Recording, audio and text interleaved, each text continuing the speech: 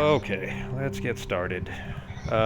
Quick primer. I only had a couple of items on here. Inspiration, don't forget, you guys have those. I was just talking with Justin about this too. You guys will be. I expect, depending on if you guys don't derail too far, that you guys will probably be leveling up to 6 after next week. Actually, I may need to take next week off, but the next session, anyways, you guys will probably level to 6 right after that.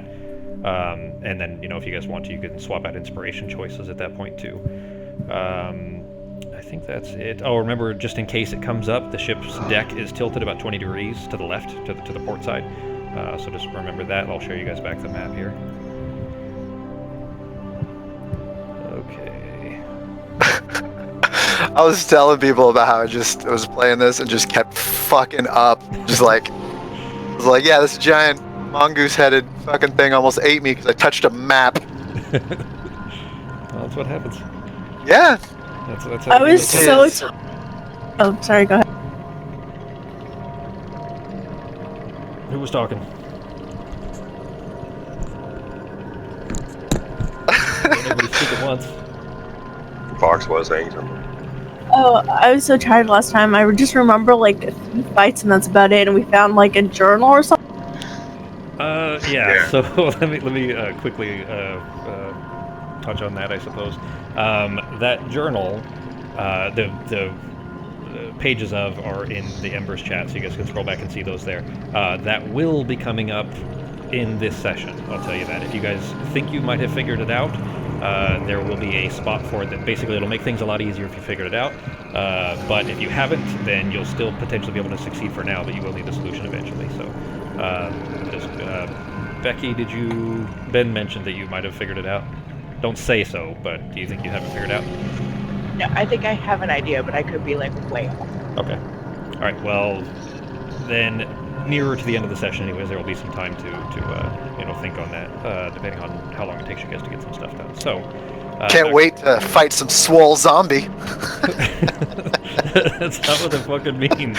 No, that's what it means. All the rest is just to distract me from the yoked zombie. Yeah, from the zombie that spends too much time in the gym. All right, where we left off, you guys, well, everybody had the MOTD, so everybody sitting down, ready to go? Yep.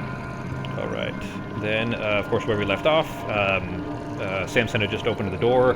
There is light coming off of Samson's sword and Norok's cloak, and you saw, presumably, Squad Mage Bottle he dropped a head. He's kind of mid-transformation, it seems like. You all basically get the impression that this is not the image that he drew in there. That might be how he sees himself in the journal. That picture that was in his journal that he had drawn. But he looks like he's kind of mid-transition between a human and that that's essentially, that looks like probably the end point of what he'd become.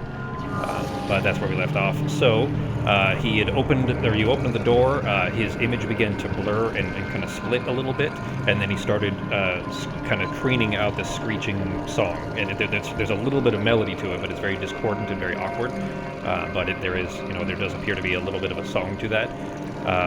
And that's where we left off, of him kind of approaching through the doorway. So go ahead and give me initiative, everybody.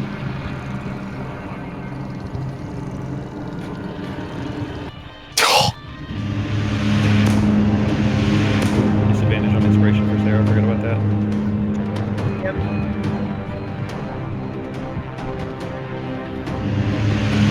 Yep. Even with initiative, or with advantage, Nora can roll it. Still, yeah.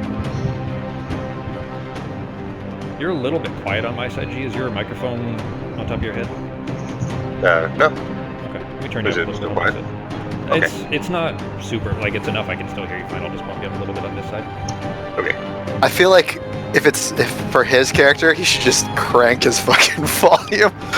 So everything he says is super loud. Well, he's like 500 pounds. You'd think he'd just bellow everything. I have voice mod things that can adjust pitches and tones and stuff like that. I can have them just always sound super deep. That's what we'll start doing. So I need to start yelling more, though. I don't yell enough. Yeah. You're too calm to be a barbarian. Exactly. All right. So, Fox, you got inspiration coming? Okay, give me a second. Okay.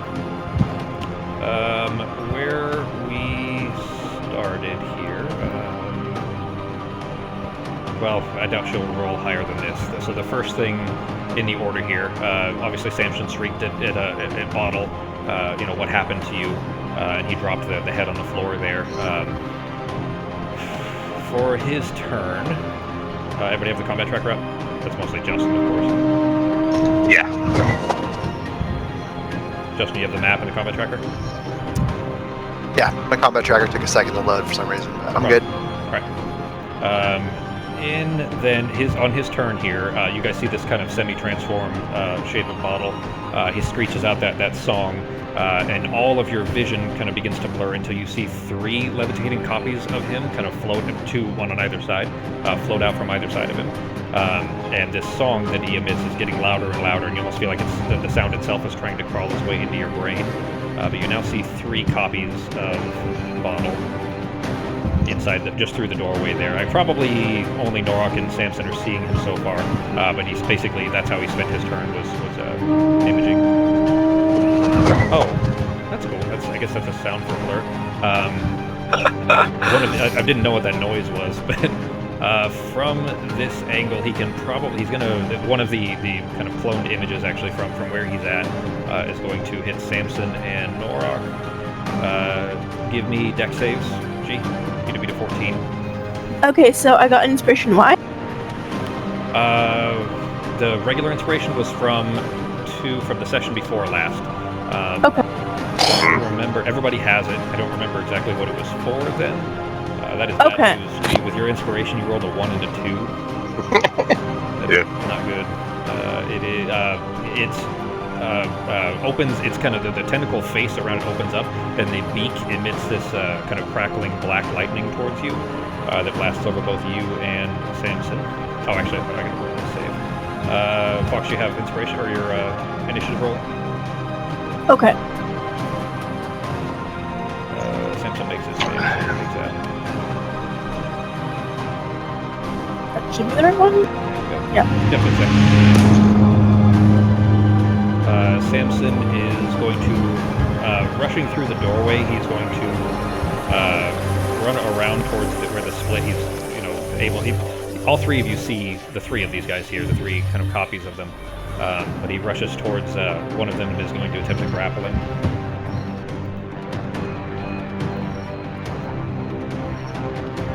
What does grapple do if you grappled it? Is that like a different effect? Basically, you can spend your attack. It takes an action to do it, but it takes 1 attack action. So if you had multiple attacks, you could do 1 and then still swing with another or whatever. But basically, what it does is if you're successful at it, then you kind of restrain. You pull their arms and they're restrained. And Got it. Still, so for example, if you were, I didn't have that on my action thing, so I was just curious. Yeah, it's not. You can. It's a basic action essentially. So it's just one of those things that you can choose to do with an attack if you wanted to. Oh, okay. So if you had multiple attacks, for example, you could restrain, you could sneak up behind somebody, hold their arms to their sides, and then stab them in the gut with another attack, things like that. Pogo's turn. Oh, great. You just saw Norok and Samson get shocked with this kind of black-looking lightning that burst through them, through the doorway, and you now can just barely see that it looks like there's 3 of this squid-faced Bottle inside the room. Okay, let's see here.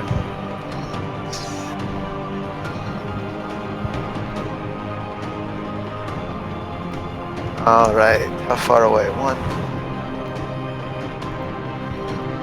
Okay, what I'm going to do.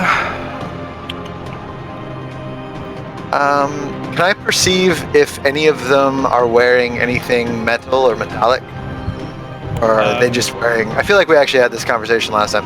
They're just wearing robes and tatters. From the angle of the one that you saw before they began to split apart, they didn't look like it. I don't remember if he rolled or not, but you definitely saw that he was wearing black robes. Like tattered, salt-stained robes. Okay. I am going to... On the very one in the middle, I'm going to go ahead and use...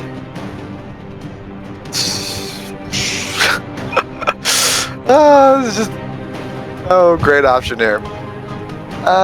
Actually, gosh, that I gotta look up 1. No problem.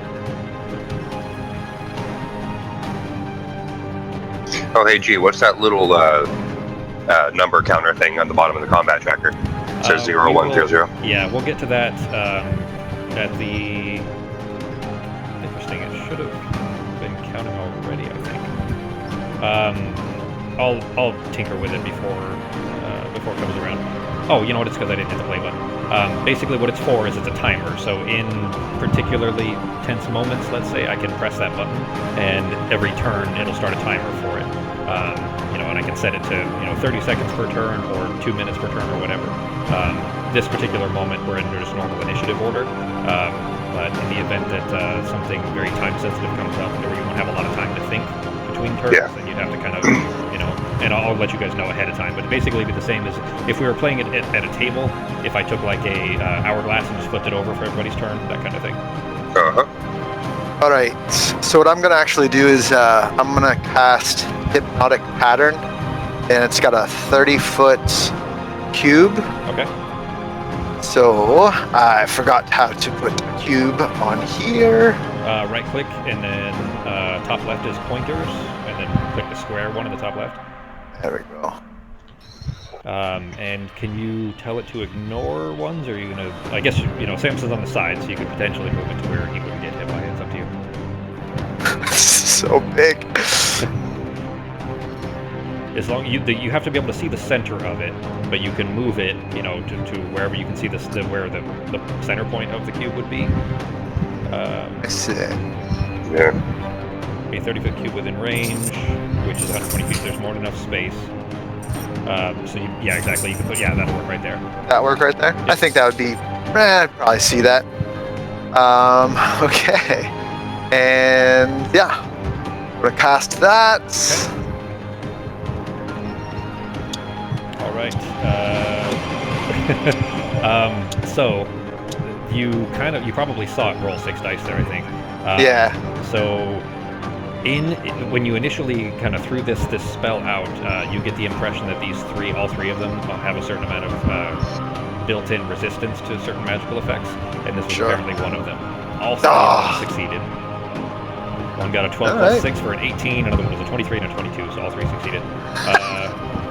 On a failed save, so nothing happens on a success. That's correct. So that sucks. Those are wasted spell slot Mark for you. that off. Any bonus actions?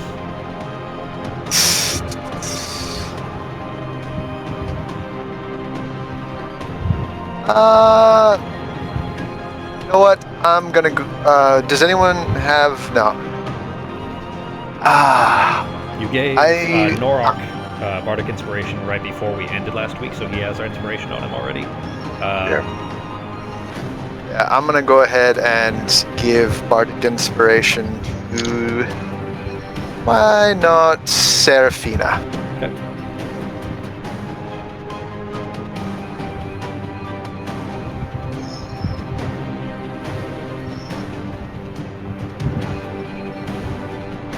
Here you go. Some of them are super loud. There we are. So Becky, that means, of course, that if you need to make an attack, a save, or an ability check, you can roll a d8 to add it to your total. Fox's turn. Okay.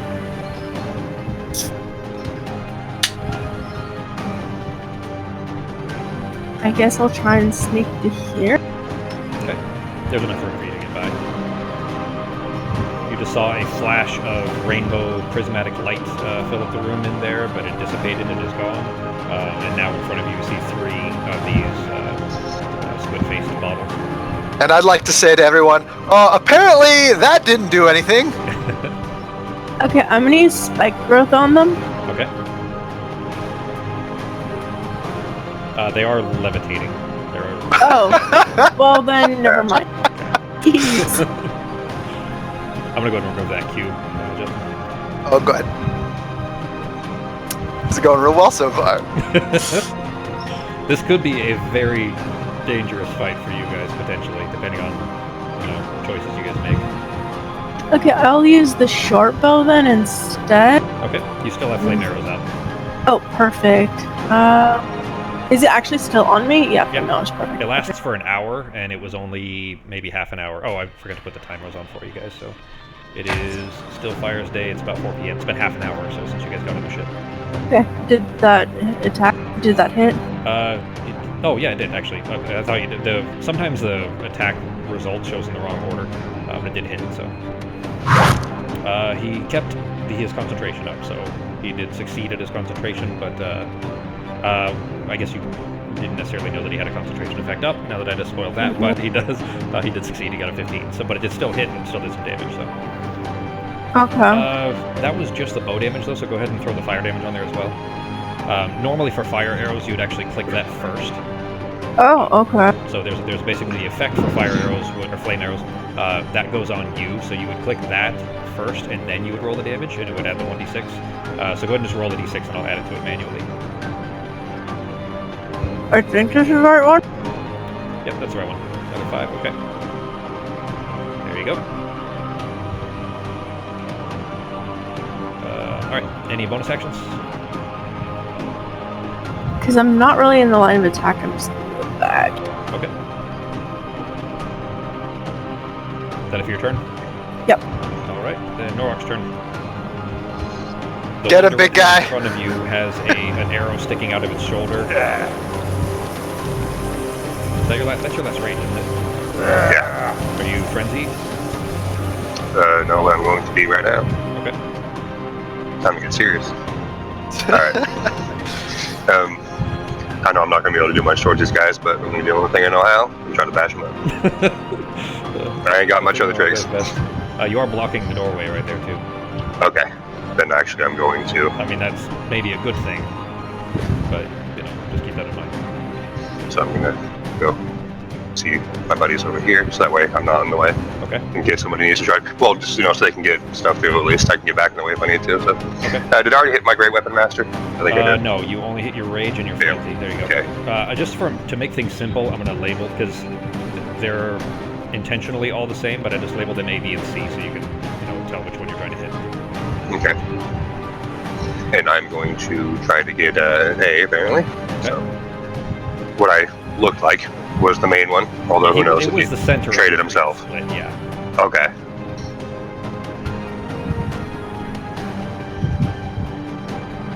Misses. He is, he's blurried as well, so you got a flat roll because you have advantage from your reckless attack, but disadvantage because he's blurred. Because all three of them, they split, but they're still blurry, each one individually. I would say that you do recognize that this is a mental effect too, not a physical one. He's not physically blurry. It's just your eyes can't really focus on it very well. He's not like the Sasquatch that's physically blurry. Yeah. that where he walks is always like a shaky cam. Just a blurry guy. Yep. But you try to swing through what you think is him there, and you just hit open air. Okay. Bonus attack, Right. actually. Oh, you still have 2 attacks anyways. Yeah. This one was flat disadvantage. Oh, because you can only do reckless on your first. That's what it is. Yeah, but that only works on one. Yeah, but this one does hit though. Okay.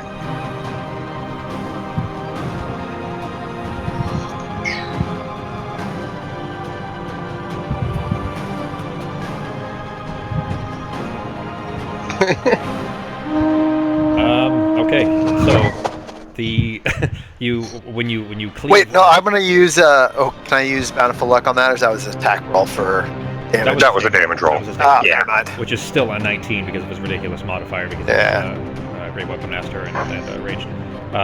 Anyways, the blurring effect though, so you swing the first one in a downward swing that just passes right through him, and then kind of auto-correcting for where he must be, you in a sideways swipe, slash into them, and it cuts through the robes and some kind of pale flesh beneath it, and you see the shape of it immediately snap into itself. The blur effect is dropped. Cool. Let's see if I can get him one more time. I'll tell you the other two blurriness and the other two seem to have disappeared as well. Okay. All right. Good to know.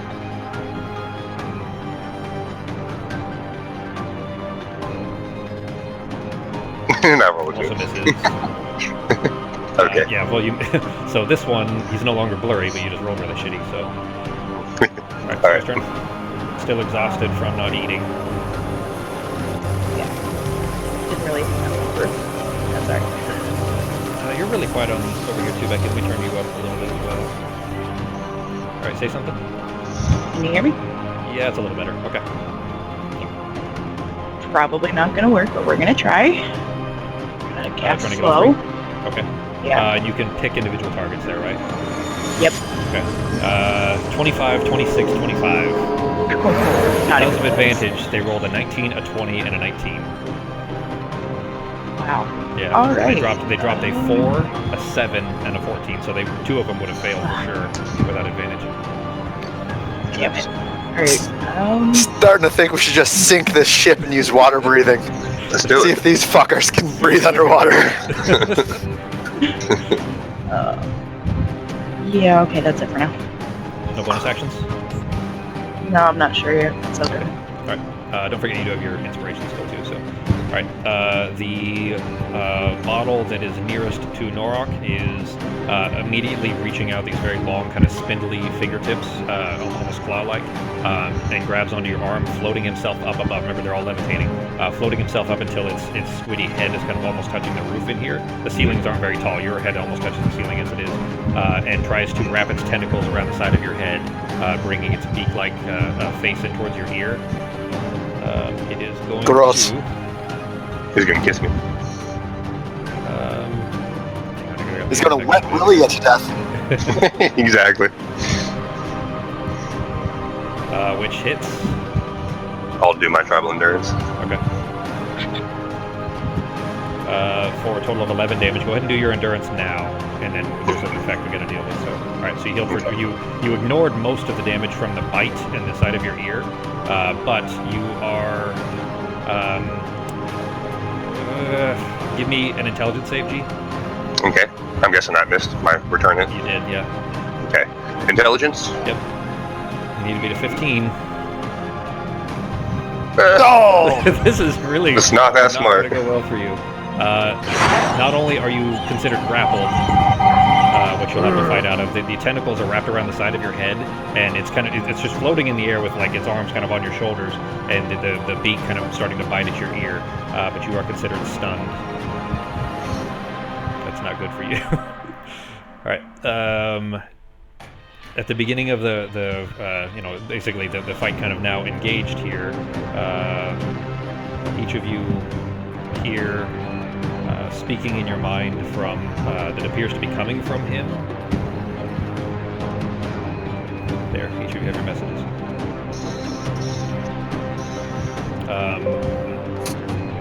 Let's see what we have for the next one. I mean, we can all breathe underwater. It's not that bad. Fox. Okay. Remind me, Justin, I need to make sure that we need to make that button for you. I just keep forgetting to do it. I'll put it on my notes. Alright, that is it for the atmosphere round turn. Alright, the middle bottle, you see it kind of like a shimmering, like an electricity travel through it. And it is going to rush through the doorway here, and similarly is trying to grapple.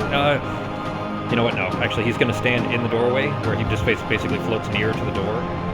All three of Sarah, Pogo, and Arteme give me, I think they're dex saves. Dex saves, yeah. Beat a 14. Yeah. Becky, you have inspiration if you want to use it. It would be a maximum of 8 plus a 7. So you need to beat a 14, meaning you need to roll a 7 or an 8 on your d8 if you want to use it. Yeah, I'll try it. Okay, so just roll a d8. Third from the right. Oh, so close. All right, go ahead and click off your inspiration, so mark it off. You attempted to use it anyways, but you will take full damage from it. It is opening its tentacle mouth again sends out this black electricity that travels through all three of you. It is. Wait. Oh, sorry. Well, you take half damage actually. Got it. You succeeded. So I'm gonna roll the dice and then I'm gonna apply it because I have to do half damage for you. 30. I can do it. Yeah. What? we can't take bardic inspiration off of our own combat trackers.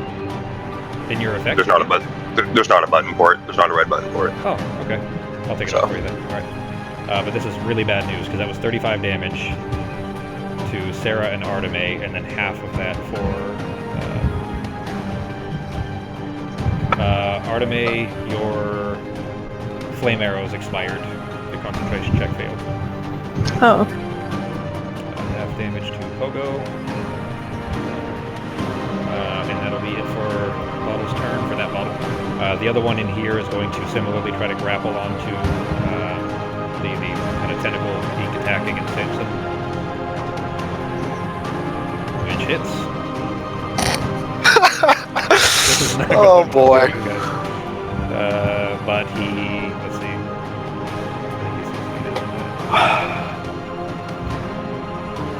Alright, he succeeds against that, just does damage. Alright, Samson's turn. He is going to attack the one that just bit him. Which hits. Okay. Okay. So you guys... I would say that all three of you guys that are outside the room, Norak, you definitely can see this. You're stunned, but you can see this happen. As soon as Samson swings his greatsword through this bottle that's in front of him, it shatters and explodes. And looks like glass. It shatters into bits of glass all over the room that just immediately dissolve and disappear. The sword or the bottle? The bottle. Okay. It immediately just disappears. Remember, when he first kind of split into those separate shapes, that must have been one of the not real ones, it seems like. Alright, Pogo's turn. Can I squeeze past this guy on the door since I'm a little dude? And he's levitating. He is levitating. Yeah. Becky, small can go through medium or just through... Yeah, well, Norak's medium. I You can go through anything a size larger than I am. Yeah, okay, so medium you can definitely pass, so yeah, you'll be able to, Justin.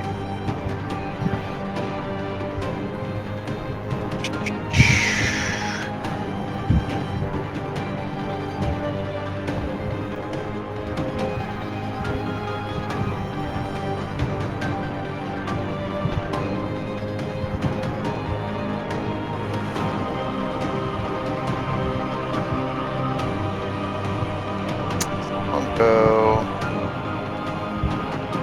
right here.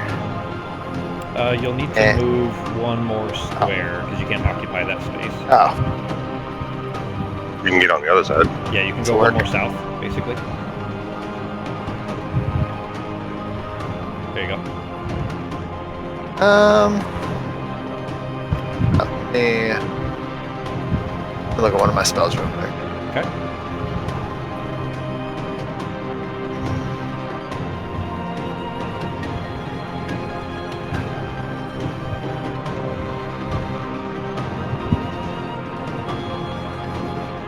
That's not.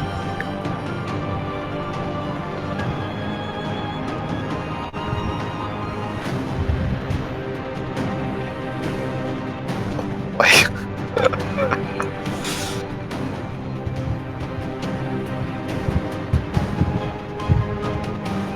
Alright. I am actually going to level 2. I think I'm gonna cast. I can't remember. When this guy cast his spell, did he say anything? Did he have a voice component when he did the electric spell, or did he just The do electric nothing? one did not. The electric one did not have a vocal component. Alright. The blurring effect did. He started singing, and Sure. the splitting thing did. Both of those he had to make noise for, apparently. Alright, well, screw it. I'm just gonna attack the one that's attacking Samson. Okay. You mean Norak? The one that attacks Or Norak, yeah.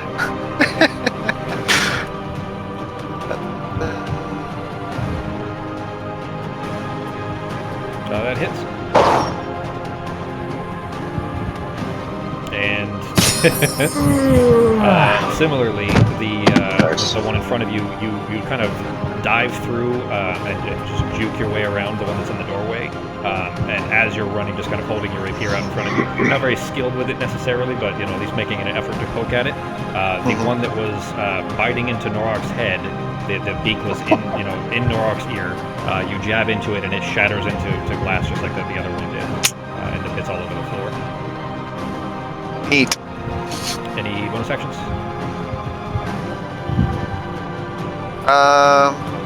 You do have for bonus actions. Let's see. Yeah, I've got healing word. Yeah, healing word, which both. I mean, you're injured. Bardic inspiration. Yeah, you're injured, but both Arteme and Sarah have like 4 and 5 hit points left. Like they're almost dead. Like that one blast was almost enough to take them out. But it only gives them. Doesn't odd. Another thing to keep in mind too. I'll just say this because you're brand new. Normally I wouldn't give you tactical advice, but bardic inspiration or healing word. If they do get knocked unconscious, you can at range wake them up. I know what I'm gonna do. Yeah, I know what I'm gonna do. I'm gonna use healing word, but I'm gonna use it from my 3rd level, since clearly my 3rd level spell doesn't do shit. Okay. So, and confirm. I will. So 2nd level or higher is 1d4 for each slot level above first. So here's what you do. You go ahead and target whoever you're going to cast it at. Let's cast it on Arteme. All right, don't click the button yet. What I want you to do is pick up the plus button. So you hit the magnifying glass to the right of healing word, and you'll see the heal button there, right? So left click and drag it away, and then right click twice, and you'll see that it'll add a die each time, and it should show you carrying 3. Oh, neat. And that's how you would cast it as a 3rd level slot. So go ahead and drop it on Arteme, either on the map or on the combat tracker. There you go. For a total of 12. That's actually a huge heal. So considering how it. Alright, and mark off your 3rd level slot. Yep. And that it for your turn? That is my turn. Once Norok, you are... does the stun stay or not? Let me look at that real quick. Oh, I hope it doesn't. It doesn't get grappled anymore. I think the stun drops too, but let me double check just in case. Arteme, it's your turn. Yep. I'm gonna hit it again with an arrow. The stun is a mental thing, so it would be... The stun is broken as well. Okay, Alright, go ahead, Fox. Okay, that hits. Damn, Nice. Next damage too. Yes! Gotta kick Take Fox that. out of natural ones. No more fire arrows this time because that concentration dropped. So any bonus actions? Yeah. Yeah. I'm gonna use my healing spirit. Do you have a spell slot for it? You're out of 2nd level slots. You can use it. You can use it at 3rd level. Yeah, I'll have to use it 3rd level. Okay. Does it do anything better at higher levels? Here, let me give you the token. When you cast a spell using a spell slot of 2nd level or higher, the healing increased by 1d4 for each slot level above first. Oh, never mind. Sorry, that's healing word. Where's my healing spirit? You have your mode on combat, so you'll probably need to change that back to standard or something real quick. There you go. Or prepare. Well, yeah, because you're out of the spell slots for that level. So. Oh, here we go. Okay, I had put it on my bar for this reason. Yeah. At higher levels, when you cast a spell using a slot of 3rd or level higher, the healing increases by 1d6 for each. Nice. So yeah, it'll increase the healing. Okay. Then there's your spear. Where did you want to put it? I'll put it on the map for you.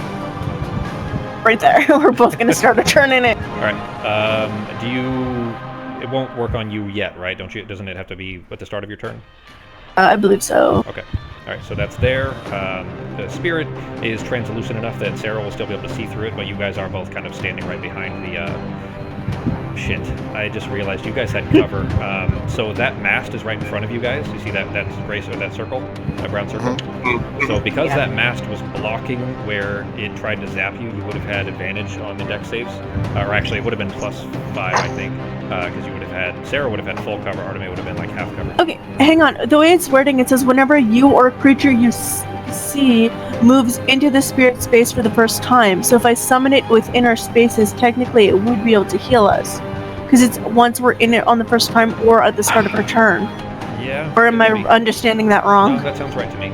So go ahead and roll 2d6 for both you and for Sarah. I don't want to roll back and retcon all of that, but just in case, both Arteme and Sarah give me 2 dex saves. And we might mitigate some of the damage that you took. Nope, not for that. Not for That was yeah. But Becky's would have made it, and she had full cover. So I'm gonna remove the damage from Sarah, because Sarah was behind the completely behind the mast, so like would have had full cover, and therefore would have been the only way to hit it would have been bouncing off of Arteme. So that is cleared there, and but with Arteme, even with advantage, you still would have failed by far. So returning to your natural 1 roots. So that is your turn. Yep. All right. It is. Oops, sorry. It is Nork's turn. The one that was biting into your ear shattered and disappeared. You did notice, by the way, that the shattering, although it had looked like broken glass, had no physical effect. You weren't touched by shrapnel or anything. All right, only 1 more now. Okay, we're getting this. We're fine. Everything's fine. All right. Let's see if that black dude. You can get behind him and just fucking wreck him. He kind of can. There isn't really space between the masts. Oh, you're right. Yeah. Yeah, you're right. Yeah. Keep forgetting the mast. Yep. Stupid wood. He'd have to push you out of the way too. He could kind of just step over you though. Oh yeah, buddy. Nice crit. That effect won't work, so we'll have to ignore the special effect. But shit, that's only 13. That should definitely be a lot higher on the list. Okay, go ahead. You actually, it says gain an action point, which would be inspiration, which you haven't used yet. So because you haven't used your own, there's no replacing it. You can't have 2 of it. Okay. You would have ended up getting inspiration on top of it. So Nice. go and roll your damage.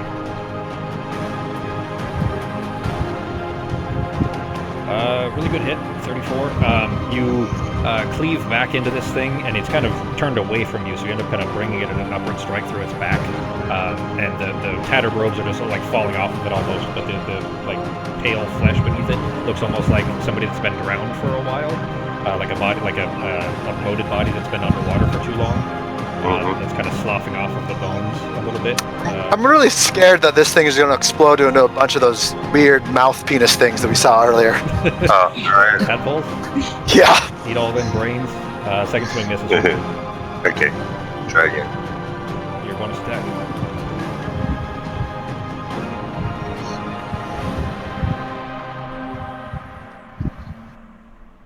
Hits.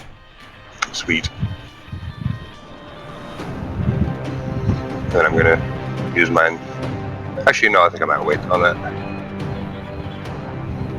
Yeah, I don't want to worry anyone, but I'm pretty sure there's a whole nother deck of this ship. Actually, both. oh, go ahead. Well, for just awareness of it, Arteme and maybe Bogo would recognize this style of ship that below this deck is probably just the cargo hold. So. Are you telling me that crazy mouth dick monsters can't be in the cargo hold? There very well could be. There could be anything down there. We don't know yet. Using your inspiration, G. Yeah, might as well. I don't want to, because we're supposed to lose it after every turn, so I want to try to be fair, or after every session. So, Well, you're supposed to lose after long rest. Yeah. So long rest, okay. Had 3 sessions. Yeah. 2 sessions being out here. So. Right. It is Sarah's turn. Right. And so I can see him from here, right? Yeah. Good. You did. Well, you don't need to heal now. So you were inside the spirit, but you don't need to heal at the moment. So you're fine. Let's see if this works. It hits. Nice! That's the difference between saves, by the way, and attack rolls. So that spell is an attack roll. And let's go with. No, Yeah, because he 2 uses to that, so let's go with cold. Cold? Okay. Let me look at this list real quick. Okay, go ahead. No, that's it. That's the damage. Oh, you already Cold did it. That's damage. right. Okay.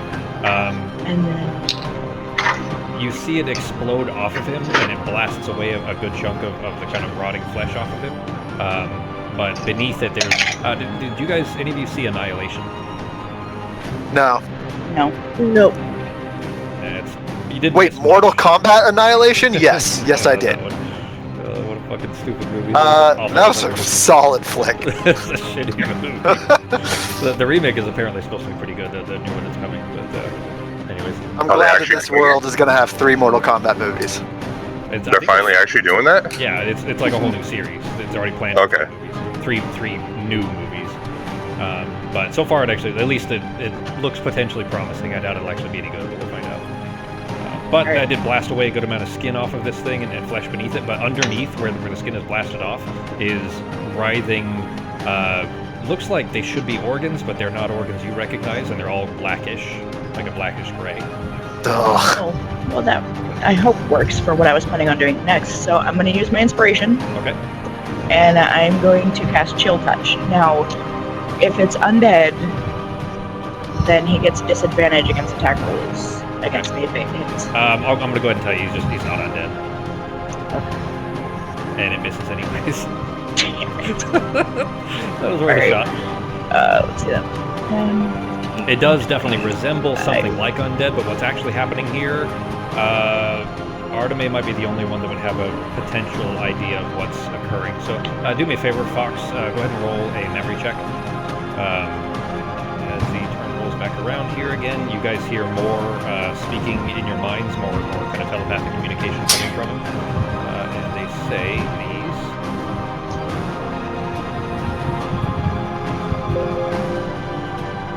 And Becky, that word is rook. Do you know what a rook is? No, I know I've heard it before, but A rook is we're not talking rooks like chess. A rook is it's a bird. It's kind of like a crow, but it has a white face. okay. Looks like a crow, but has a white face. It's in the Corvid family, so it's basically a crow. All right. Also, you guys hear the craning song, the sound that was coming out of him is still coming out, even though it doesn't have its mouth open and beat out. But he's still making that sound, and there is to keep the response simple, you're hearing like a reply coming from under the ship, like in the ocean, like an echoing reply that seems to Oh. come from the water. Call that big bastard. Took the ship down. And it is in front of you. I gotta grab the look for it again. Similarly, starts to crane louder, almost in response to the, like they're maybe talking back and forth. And this is gonna make you guys mad.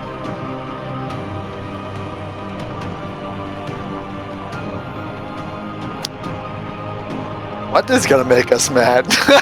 But it splits out, and 2 more of them, Ah! just like the ones that were there previously.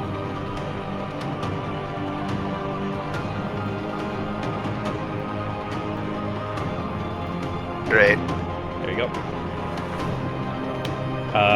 And you see his skin kind of electrify again, and that is it for his turn. Samson's turn. Samson is still like you guys probably aren't giving him too much of a look, but if you were, you'd see that he looks like he's conflicted about this. He's going to swing at this model here, so he's swinging at the one that's directly in front of him. Let me relabel him B and C for you again. But he swings at the one that's directly in front of him, and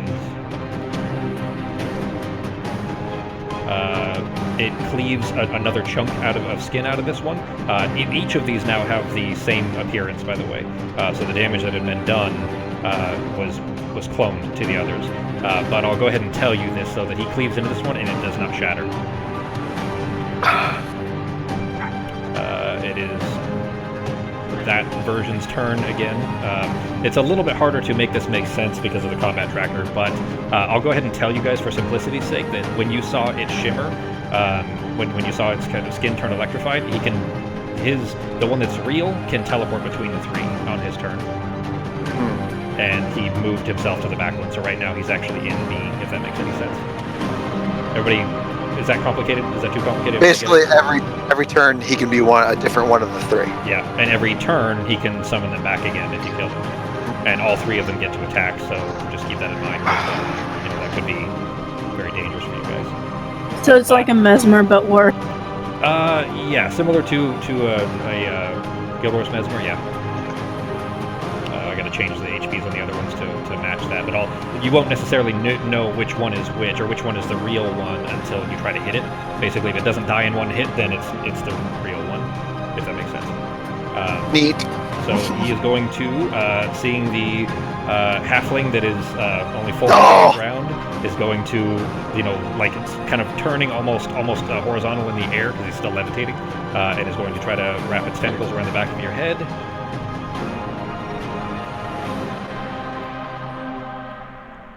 Which misses, actually, so you got lucky that time. Your turn. Okay. I will tell you that he does look pretty injured already. You guys have done a good job. Sure. Fox, I forgot to... Did you roll that memory check? I'm looking for it. Yes. Let me just go back and find it. Do you see... Did you roll... I got a 12. A 12? Okay. I forgot to roll in the tower. You're fine. I just wasn't sure if it was in the tower or not. I was just looking for it. Go ahead, Justin. I'm gonna be typing something to Fox real quick. All right. Okay, if I'm facing this way, would Thunderwave, the cube in front of me, hit Samson? If you aimed yourself to the northeast a little bit, basically, you could probably angle it just enough to not blast Samson. Just basically, we can't do it perfectly on the map because the angle wouldn't quite work. But yeah, if you angled it like just basically so that the corners would be just outside of range for both Norok and Samson, you'd be able to blast them. Yeah. Okay, well.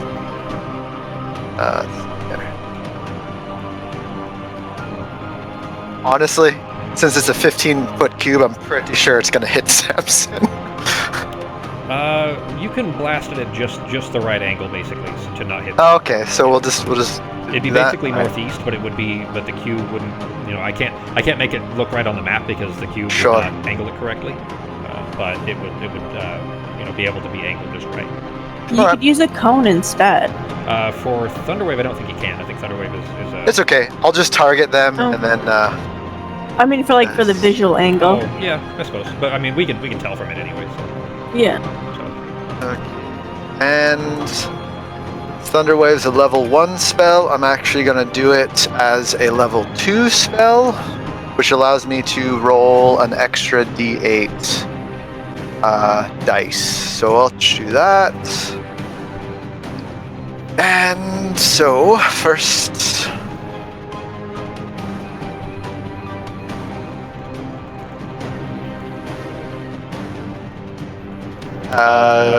One succeeded and 2 failed. Oh. So no, terrible. that's good for you. No, that's good for you. One success means only one of them won't be knocked back, where the other 2 will be knocked back and take full damage. So go ahead and roll the damage, and then the one that succeeded is C, which is not the real one right now, which means that shit actually. So hang on. Go ahead and roll the damage because I already fixed the health and everything. Who do I roll the damage on?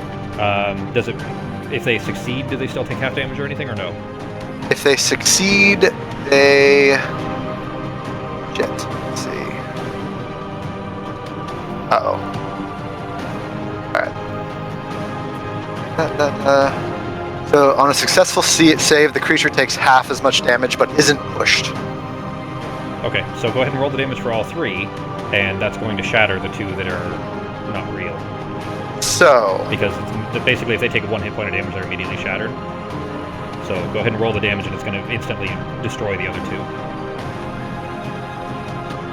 2. Should I just roll it on them? Yeah. Well, you can, if you have them targeted, you can just click the damage. But I have to add an extra dice. Oh. So I'm doing it as a level 2, so... Okay. So I've got 3. Case, go ahead and pick it up and drop it on the one that is B right now. I'm actually going to have to move one of them because Fantasy Grounds doesn't automatically handle this part. Okay, cool. All right, then I can just apply it there. So that'll work. Nice. The bottom B, which is I'm going to move A back into that space. So basically, this one, the one that was right here, is the real one. Okay. But he's at 141. There we go. And the other 2 are immediately shattered. I'm basically just trying to set Norok up to know what the fuck to hit. Well, that brings down potential targets to a pretty reasonable number with only 3 left. By the way, yeah. Okay, perfect. And mark off spell slot and shit. I'm scared to run away because he's gonna attack me. So I'll just end my turn at that.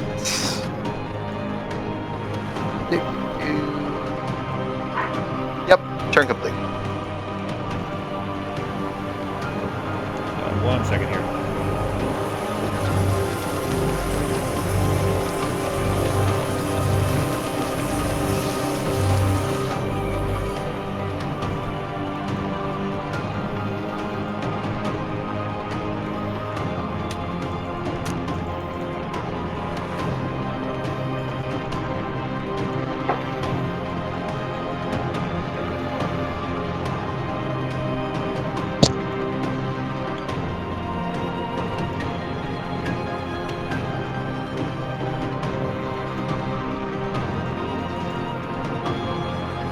Can I ask where you came up with the name Bottle? Yeah, so, okay, I'm done with that. Did you get the last of the message there, Fox? Yes. Alright, so, That was 4? I think so. Yeah. Okay, yeah, 4. Okay. The military in general, and this is pretty common, of course, in the real world as well, either refer to people by their last name or a nickname. That's it. So generally, the more friendly they are, the more colloquial the group is, they'll usually have a nickname. Bottle is just a nickname. You wouldn't know particularly for this guy just yet, but had you asked Samson or had that come up at some point, he liked his drink and was called Bottle for that reason. Same way that Pepperjack, Okay. that's a nickname. Clover, that's a nickname. All the characters in the Crowblinders, those are all nicknames. Okay, I thought Clover was her actual name because some people can be called Clover. Like, Yeah, but Bottle just seemed like a weird name. Yeah, Bottle. Yeah. Because he's not really an alcoholic, but like to drink a lot. So that's it. Okay. Pepperjack, like I know that makes Justin laugh, of course, because it's like He likes cheese. exactly, like cheese. I like the nicknames. Although I think they should be like Pepperjack's fine. Well, Pepperjack, his name is actually John Rudin. I've got a VA for him too, but here, I'll show you real quick. This is Pepperjack. And it was John, which eventually became Jack, which he was in the Sapper Squad, which is basically explosives, and he was really good at it, which is where he started moving up in the ranks until he became Black Pepper Jack, like Black Pepper. Black Pepper Jack, like black pepper, like black powder, exactly, and then eventually just shortened to Pepper Jack. So, did you create this character, or is this something from one of the books or something? Or something all this is just me. I don't use this stuff anymore. So, Yeah, I'm no lazy. Hilarious. So, I mean, I like to, keep it with some kind of basis in reality. There are things that I'll pull, like these. I didn't make this map, you know what I mean? I took this map from the internet, Sure. And stuff like that. So there are things that I have to adapt a little bit, but generally I don't use. I use very little of printed materials, especially when it comes to character names and stuff like that. There's a really annoying cliche that I can't stand in popular fiction, where almost all cases characters are named like first name that'll be somewhat unique, and then the last name will be like Shatter Shield or something. Like it's always a compound name, and it's usually like meaningless, and that always irritates me. So I like to have at least some reasonable sense behind the languages, behind the names and stuff like that. So people from different cultures will have cultural appropriate names, that kind of stuff. So, anyway, Did that hit? it did not. Okay. I'm just gonna move back. All right, back in your spirit. Norik's turn. Okay. Oh, yeah. I'm gonna. Actually, I'll stand here in case. Well, I doubt it, but in case somebody wants to come through the door. Actually, no. Wait a minute. I am gonna stand there so he can't move. Okay. See if I can Yeah. We got him now, boys. You'll have flanking a bit on him, so you'll have +2.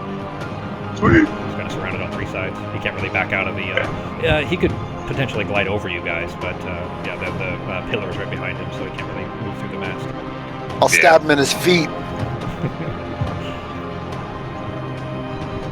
First one I'll have reckless, so I don't even need the +2, but it'll help on the other one. So. Okay. All right.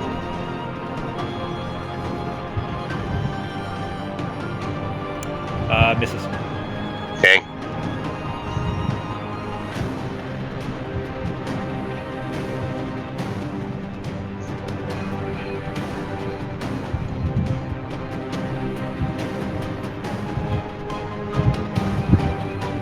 Okay.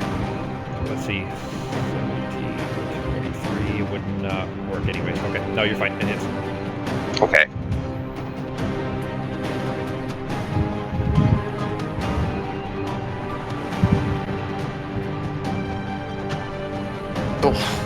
Pretty good hit. He All right. definitely looks pretty cut up. Good. He's got about a quarter of his health left.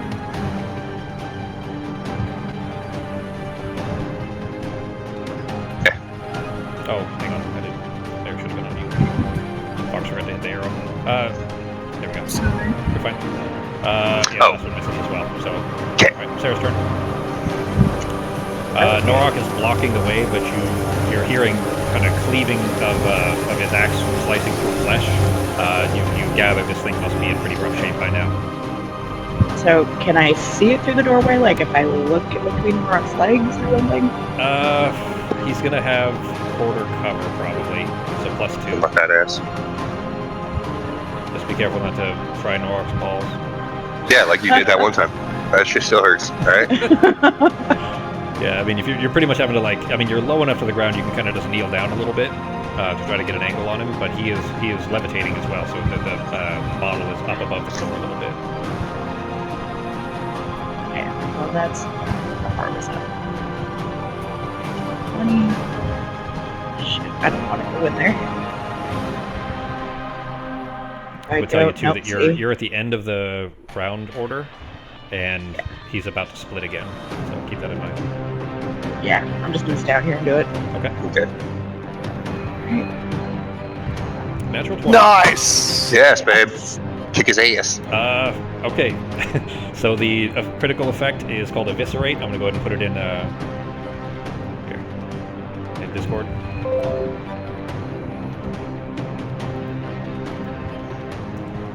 There you go.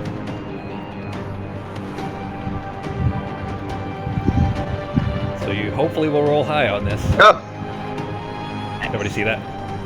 2 standard hits, critical split. Yeah, Not two yet. two standard critical hits, meaning minimum double damage of double max damage, but up to 4 times total damage. It's in the Embers channel in Discord. There we go.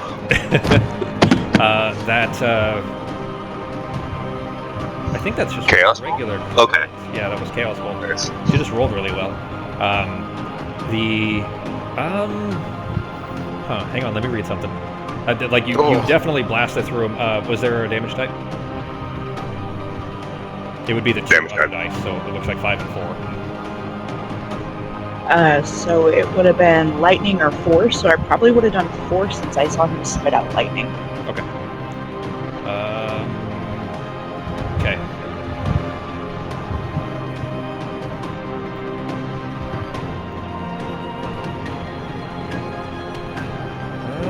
Okay. Alright, you guys are gonna like this.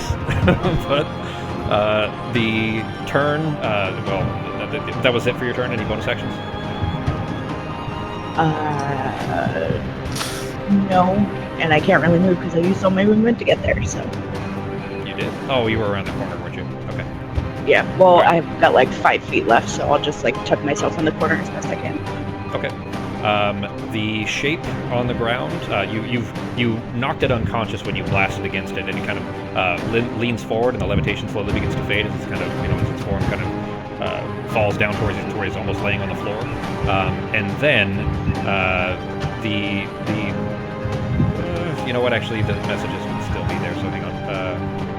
Drop these on everybody.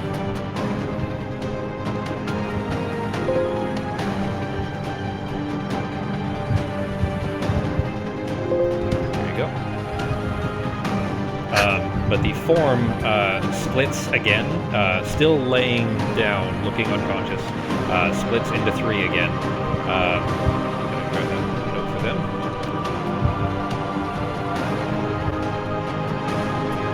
I had to check if it would still work, and it looks like it does in this case.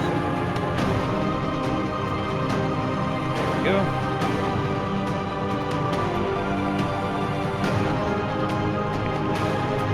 Supposed to have to touch, so he'd have to be. You know what? I think I'll just put him in the back, actually, probably somewhere that way.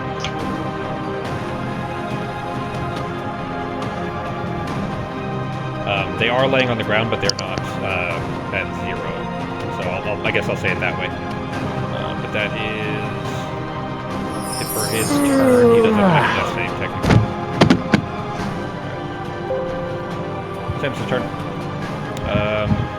He seeing this conversion, which by the way, so Fox, I gave you all that information. Of course, Artemis would not have had time to disseminate that at all to kind of do anything about it.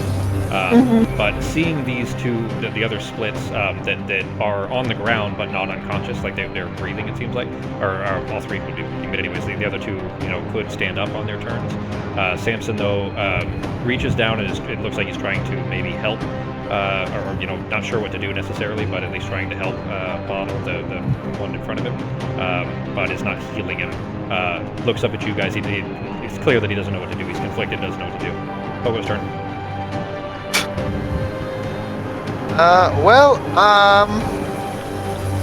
I'm not really too concerned about Samson trying to befriend this little mouth fucking brain eater thing, so I'm confused, but I'm gonna go ahead and just attack this guy right below me. Okay. With my rapier. Okay.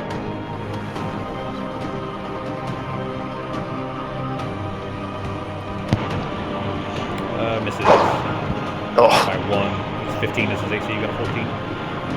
And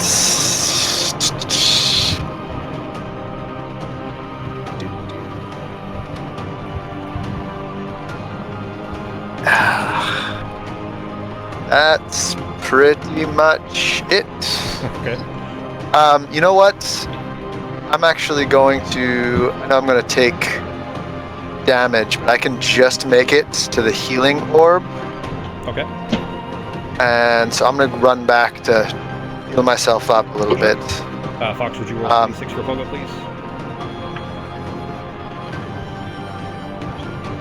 Healing orb, it's a spirit. The spirit.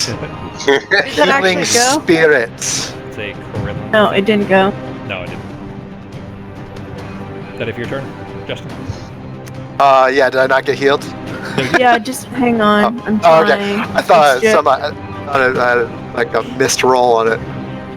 No, it's just going through all the spells. There we go. Found it. So yeah. There we go. That worked. Fine. Nice. Yay! Alright, Artemis' turn.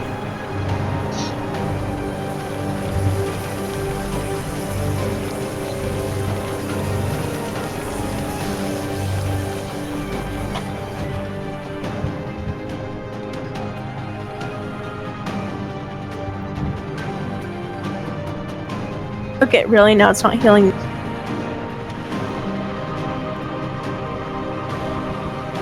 Oh, even better roll. You never roll this well. No, not normally.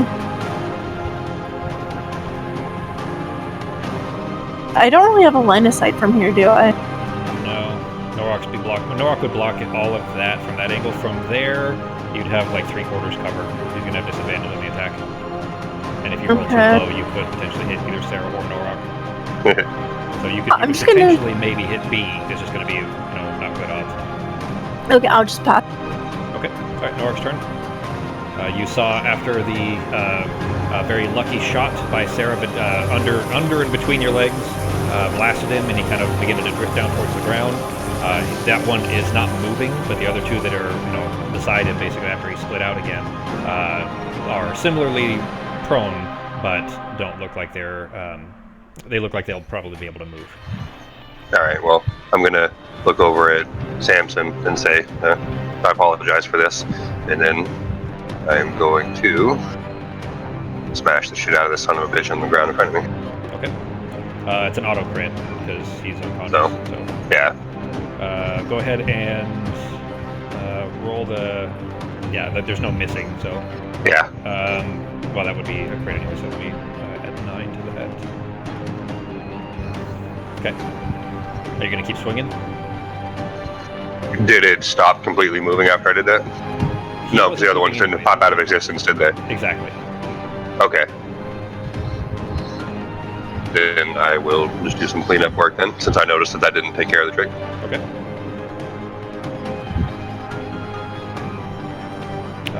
That hits. Sweet.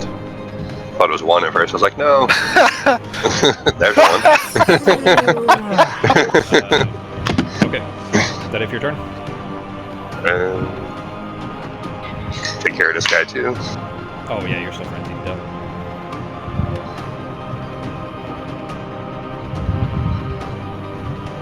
That hits. Okay, there we go. That's better. All right, now hang on there. All right, so I'm gonna. How do I say this without giving? Okay, I'm just gonna tell you. Obviously, Norak would have to act on the information that he actually has. You auto critted the primary version of model, right? You get that? Yeah, so that means He gets that's 2 failed. regular means are not going to finish. No. Okay. A crit. If somebody's laying down, if they're unconscious, an auto crit is 2 failed death saves. Okay. Okay. And he succeeded on his roll for a death save. That means that he still has 1 death save left. Okay. Then I'm just going to call out to, finish off the one to the north of me. Okay. I just wanted to tell you that because I mean it would make sense that Norak, especially being in a rage, would kind of just hit him once as he's running away and then kind of cleave into the other 2. I just wanted to so that was aware that Sarah potentially could still finish him off, maybe. So. Yeah, I actually hadn't even thought about that. I just thought he couldn't be killed through physical means or something, so I wasn't even thinking about that he was just death saves. Yeah. Yeah. So, all right, that if your turn? Cool. Yes. All right, Sarah's turn. Alright, so I'll step up here and take out my foreboding knife and just tell Samson I'm sorry. Everybody's apologizing to Samson. Yep. All right, it's an automatic hit. You can't miss if they're unconscious and on the ground. So, and that would be enough. It would be 2 more failed death saves, which of course is enough to finish him off. So, when you finish him off, as soon as the knife sinks into him and he, it's clear that he's not breathing anymore. The preening song that was coming from him stops. It had been going even though he was unconscious. It was still, as you've seen, the telepathic messages coming from him. Actually, is that it for your turn? No, because I saw some weird shit moving on the inside of him, right? Yes. That was his guts, right? Basically, his guts looked like they were moving around inside. Yes. Yep, I'm stepping back outside the room. Now I'm done.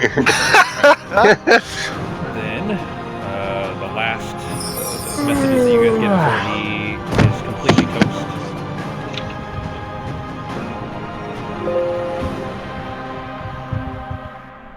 There you go. And the song coming from him finally stops, but there we go. The noise coming from him stops, but that discordant reply that was coming from far below the waves is singing back, and it's getting louder and louder. And there's kind of a rush of water sound, almost like an earthquake, that is clearly heading very rapidly towards the ship. Oh. Okay. Are you guys hearing this too? I feel like we need to hurry, everybody. Yeah, we should probably find the box and get out of here. Let's go through, clean up the effects real quick. Ben, put on the waning frenzy if you would. Mm-hmm. How long does Justin? How long does your inspiration last? Is it 10 minutes? 1 minute? Let's see. 10, wasn't it? That fight lasted 30 seconds. So Bardic Inspiration, 10 minutes. 10 minutes. Okay, cool. So you still have your Bardic Inspiration, G, and Sarah used hers. Okay. So, but you both have. That's potentially pretty bad too, because both you and Sarah now have exhaustion as well. Okay. Well, I'm gonna go into this back room, and I'm hoping Samson. I'd like to tell Samson to follow me and get whatever we're here to get. Samson kind of shakes his head and just reaches down and he pats Bottle's corpse. But that door, hop back through real quick. Because first I want to say, listen, Samson, I understand, but I'm pretty sure something's getting louder and I don't like it. He says, "No, you're right. We've got to do what we came for." When he rushes to that door is nailed shut by the same kind of wooden stakes that the the spikes that had gone through the heads in the room above. Norak, Nailed shut with those. I need you, Norak, to just break this door down, please. I'd also like to ask Samson if he thinks this is at least the right way. He shrugs at you, and he says, it has to be. I haven't seen it anywhere else. It could be in one of the other cabins, but I doubt it. I'm guessing they might have moved it down to the cargo hold. Athletics check, G. Athletics. You know what, it'll just be what you just rolled. It's a strength check plus your proficiency, so you roll high enough. You using the Vulcan as leverage, you kind of just pop each one out. There's only 4, and you pop each one open, and the door was broken, and it's clear they were using those to keep the door shut. But the door itself just falls open as soon as you pop the spikes out. Inside the room here, you can see. Let me go back to mass mode real quick so you guys can see the room. There we go. You can see like an iron stove against the wall. It's clear that this is a galley, or had been a galley. Now the area is just cluttered with bones and debris, and there's just badly damaged like metal knives and cookware and stuff that hang from hooks on the ceiling. But the room is just filled with the choking stench of rotting flesh. There's a stairway that leads up in the stern. On the right there, you see where the light part is that goes up. That stairway is choked with debris still, and then there's a cracked wooden ladder that leads down in the far corner. And there's tiny spiders just crawling over everything in this room. Who's got light? Samson's got light? Samson and Norak both have light. Okay. Why don't you guys lead and I'll follow? Why don't you guys take a look? Go ahead and this way and check out see if that's passable. You can make it passable. It is filled right now, but you do, have an idea that you will need to hurry. So, clearing it may not be a bad idea. Up to you. I'm gonna do it as quickly as I can. Okay. Give me athletics check on Norak for just kind of throwing shit out of the way. What was Fox? What'd you say? What are you doing? I feel like there should be a very eerie music Can you not hear the music? bit, but it doesn't it's kind of repetitive. It's not really eerie. Let's see. I probably have better ones in here, but I'm just teasing. I usually spend a good long time actually being very thorough about the ones that I put into this kind of stuff too, but I didn't spend too long on this one, that's for sure. Pogo can sing the Monster Mash, if that'll help. Well, never mind. Okay. It was a graveyard smash! None of you guys listen to Comedy Bang Bang, I assume, the podcast? No. Mm-mm. You're missing out. It's good stuff. Alright, can I send my dancing lights down there? Yeah. So the ladder is broken. You're gonna lay on the floor and look through the hole in the floor. Yeah. Okay. Oh, the ladder's broken? It's cracked down the side, but I mean, it basically, if Norak tries to climb down that ladder, it's gonna break for sure. But everybody else should be able to able to climb down it okay. Probably not actually Samson either, because Samson's too heavy with his armor on. Is there anywhere to tie a rope and then just climb, slide down the rope? Give me a perception check on Arteme.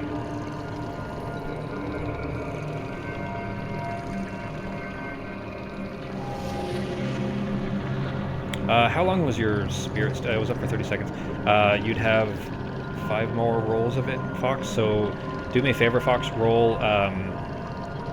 You cast it at level 2. So roll 10d6 for me, please. And I'm just going to use that to heal off everybody that was still left. Looking around, the only thing you see that is potentially securable in here would be the mast or the stove. The stove might be secure. Oh, that's plenty. All right, so that's enough to top off everybody, I think. Whoops.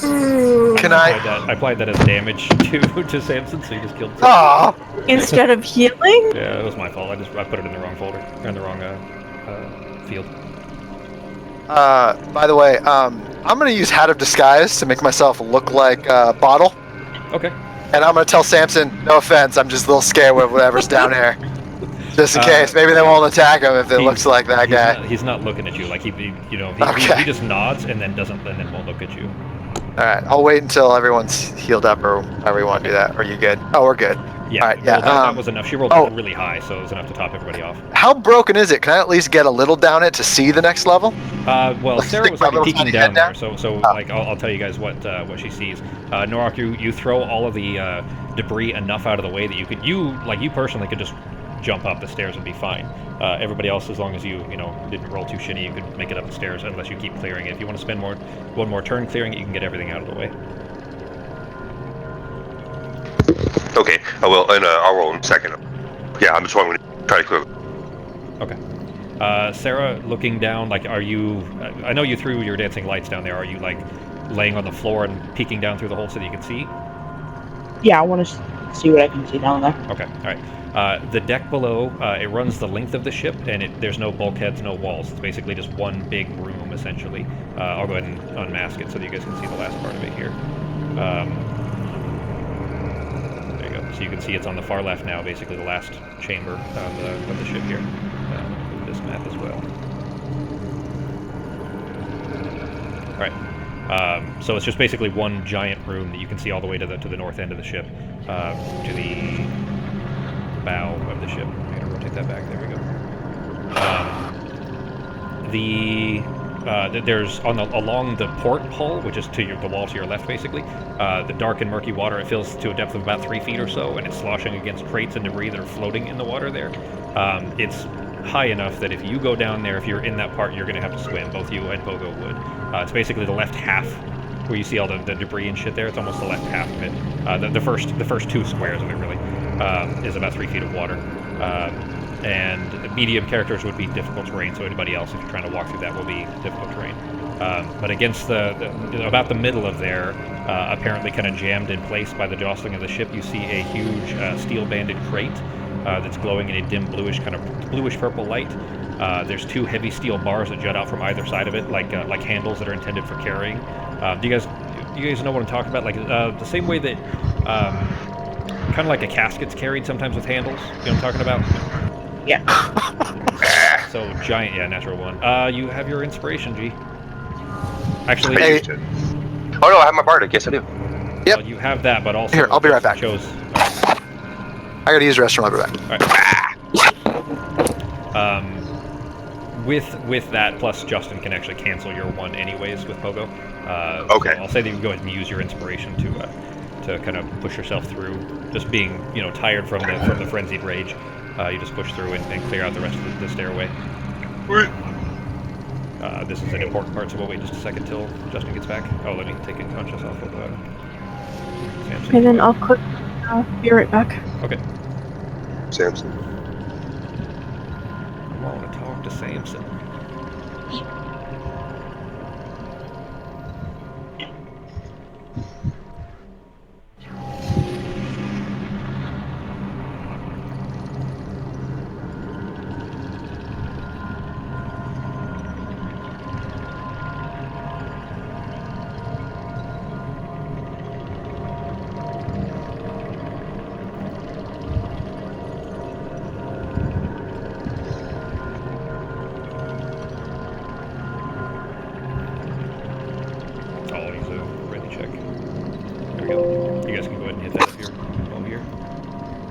All right, what'd I miss? Fox would have Canada too, so. Okay. Just a second. Oh yeah, I don't think I've told you yet, G, but did I tell you that I've been like the living dead recently? What do you mean? Like my body temperature this morning was 92.8. And he won't go to the doctor. There's no reason to go. I'm feeling better all the time, so there's no reason to go. Like Are you sure your thermometer's not broken? Yeah, I think your diet. I like checked it. 94 or something, don't you?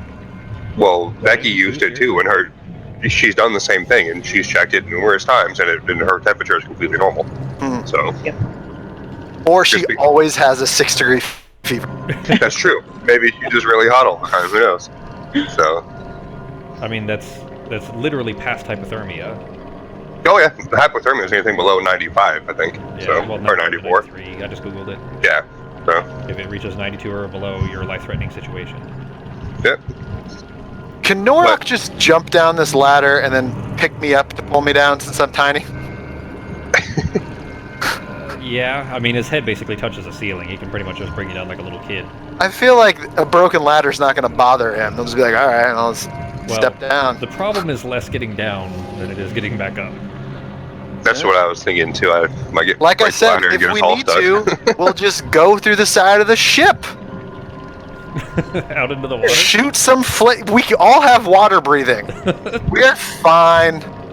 The ship's Everything's about to get fine. smashed anyway by something huge, so... Yeah, we're just gonna swim out and then swim that 500 feet as fast as we can. Someone's got a broom. They can pull us like a jet ski. Yeah, Shit. exactly. Artemis still has the broom, doesn't she? Yeah, I would. Do you? Okay, alright.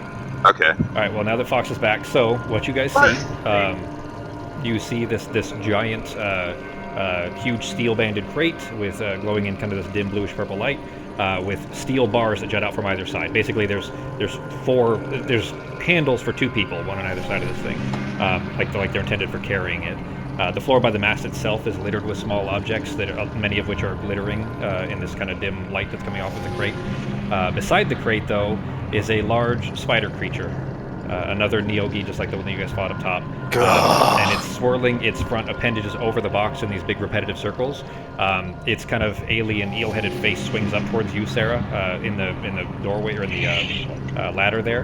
And then it just returns its gaze back to the box and it starts speeding up its circles over the box. Norok, we need to go down here and kill another spider thing. I'm not going down there. I'm gonna cast slow Okay. before I even go down there. Okay. Because it's 120 foot range. Yeah. And you still have 1 spell slot left. Okay. Uh-huh. All right. Let me drop him in the tracker for you here. Oh, yeah, I'm gonna tell Samson I think I found his box.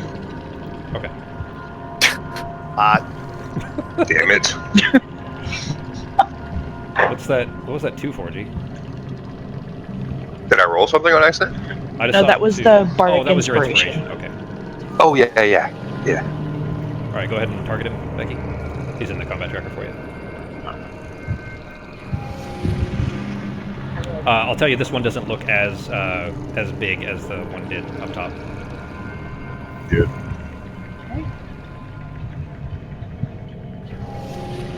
He failed. He got 12 plus 1. Yes. Hang on. He has advantage. Hang on. This one might not actually, because it's not the same kind. He does not have advantage. Never mind. The other kind does. This one does not. It does. Never mind. I won't tell you that part. And there. Okay. So he is slowed.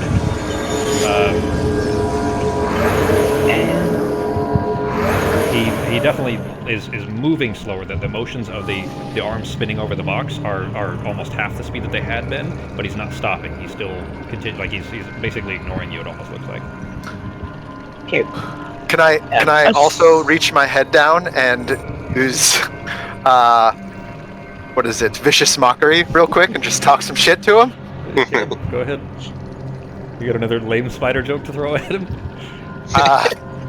No, I'm just gonna tell him that I'm getting pissed off at all these fucking spiders, and you're the ugliest one so far. You should know that. With all your squeaks and your stupid sounds. He looks visibly hurt by your mean attacks. What effect does he have on himself? He has low. Oh wait, that was the wrong cast. My bad. I clicked the wrong Yeah. button. Oh, I that just was cast Thunderwave. slow on him. Yeah, but That the was effect my that's bad. on him, because I have to take that C off because the effect that's on him Fantasy Grounds thinks that he has slow cast on himself. So it just rolled a Constitution save, or a check, a concentration save rather, which it shouldn't have. So I gotta fix that. spell real quick. When should I roll my cast? Go ahead. Yeah, you can do it now. Alright. He fails. You got a 12 plus 1 again. So. All right. Nice. And that's right. Click that. And that. All right, that is fixed, Becky. Okay.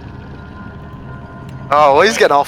Is he still just hovering his hands around the fucking thing? You shout this at him, and it kind of slowly, which makes it even more creepy, really. But he turns his head towards you, very slowly, of course, and you see its eyes begin to focus at you. Oh! I pull my head up immediately. Victory for that.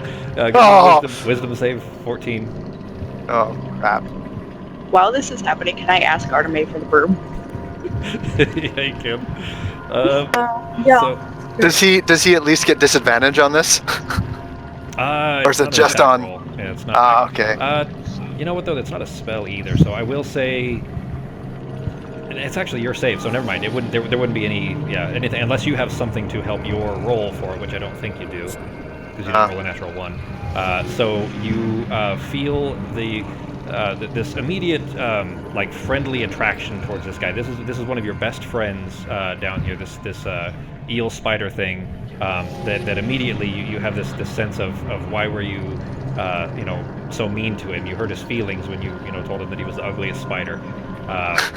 And he doesn't tell you to do anything, but you immediately feel charmed. You're charmed by it. Guys, this might be a nice spider. I think he's actually a really good friend of mine. We've known each other for a long time. We went to school together, and his mother used to make me little webs for fun. That's good.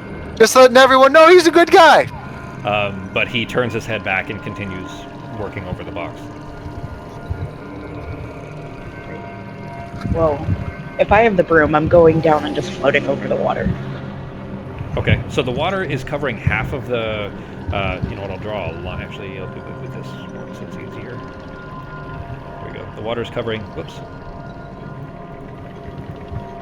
Is there a new map? You guys should see him tap dance. It's incredible. Left side, Fox. Yeah. Whoops. You see it? I think so. No, I went to the right.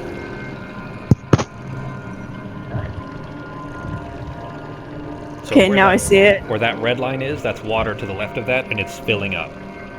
We're not rapidly, Okay. but I'll tell you guys this: the sound around the ship is getting louder and louder, and where the tiny cracks are that water has been pouring in already are widening, and more water is flowing in, and it seems like that's going to get worse very fast. But you're floating. You took the broom, float down through the ladder hole there, and are kind of in the corner. The Nyogi is still waving its hands over the box. Doesn't seem like he's not ignoring you. It clearly knows that you're there. It seems to this is its priority, is what it seems like. Hey guys, does someone want to help me down here so I can go hang out with my buddy? I miss him something terrible. That's good. Anyone? Anyone want to help me out? You guys have about one more turn each before we get back into initiative order. He used to tell me his hopes and dreams. He wants to be a web designer. Oh, come on. That is so shitty. I'm not quite sure what that means, but he says he gets a kick out of it. I'm gonna throw a Chaos Bolt at 2nd level. At the spider? Yeah. At the Nyogi? Okay. Do you have... Okay. It hits. Okay, so it does... Are you throwing lightning at my friend? Maybe. It Oh! all depends on how I roll. It's an additional D6. Might I be think? acid. Yeah. Might be fire. Yeah, it's an additional D6. For So what? Oh, because you're for doing it at level 2. Okay. Yeah. So when you... They're normally D8s or are they normally D6s? There's 2 D8s and a D6. Okay. So and when I moves do to it D6. higher, Gotcha. yeah. Just pick it up and then roll it like it is, and then just roll another D6 and I'll add it for you.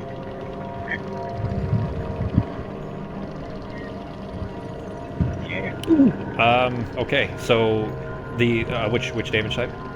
I wanted to Well, it's lightning or acid, so I'm gonna do acid. Okay. The ball of kind of roiling green acid splashes over him, and it burns through one of the arms, like one of the arms, the spidery legs that's waving over it, kind of melts a little bit and then tips over, like it's been melted through, and it's just spinning one of its other hands, and then it starts to kind of raise, one of its next legs, its third leg or second leg back on its left side up to try to kind of continue the motions. It's still not reacting to you, but it's very badly hurt by that already. But that is it for your turn. You know what? Go ahead and everybody give me initiative.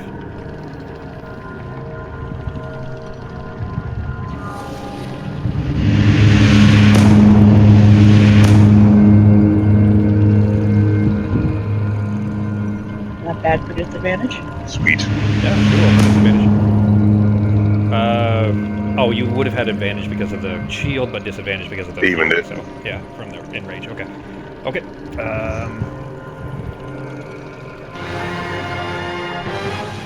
There we go. Alright, let's see how this will play out then as far as time goes.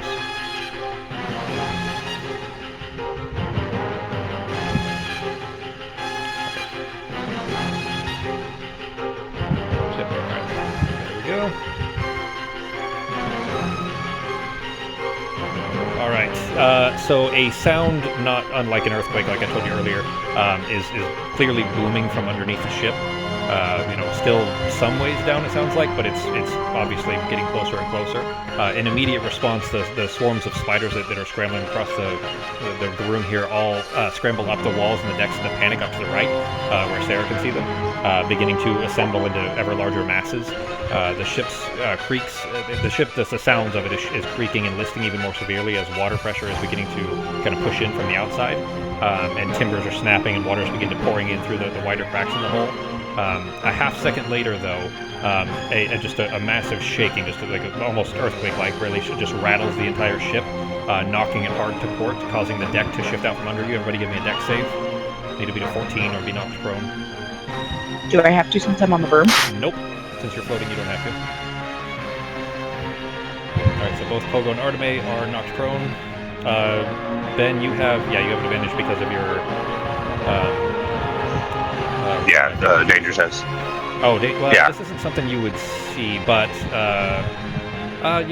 maybe. I would say it doesn't matter, you still failed anyway, so... Well, I can use the ring to make it a success instead of... Oh, can you? On a deck save. Okay. Yep. Are you going to choose to do that then? Yes. Alright, then in that case, you are not knocked prone, but both Arteme and Pogo are. Yeah, so I'll just have to get back up then? You what? I'll just have to get back up. Okay, well, we're in initiative order now, so we'll come to you here in a second. The spirit's definitely gone by now, though. Yep. There we go. So the ship is kind of rattled underneath you. Sarah, you see it kind of just shake above you. You almost crack your head against the top of the ship, or the top of this deck. Pogo and Arteme near the top of the stairs are both knocked flat.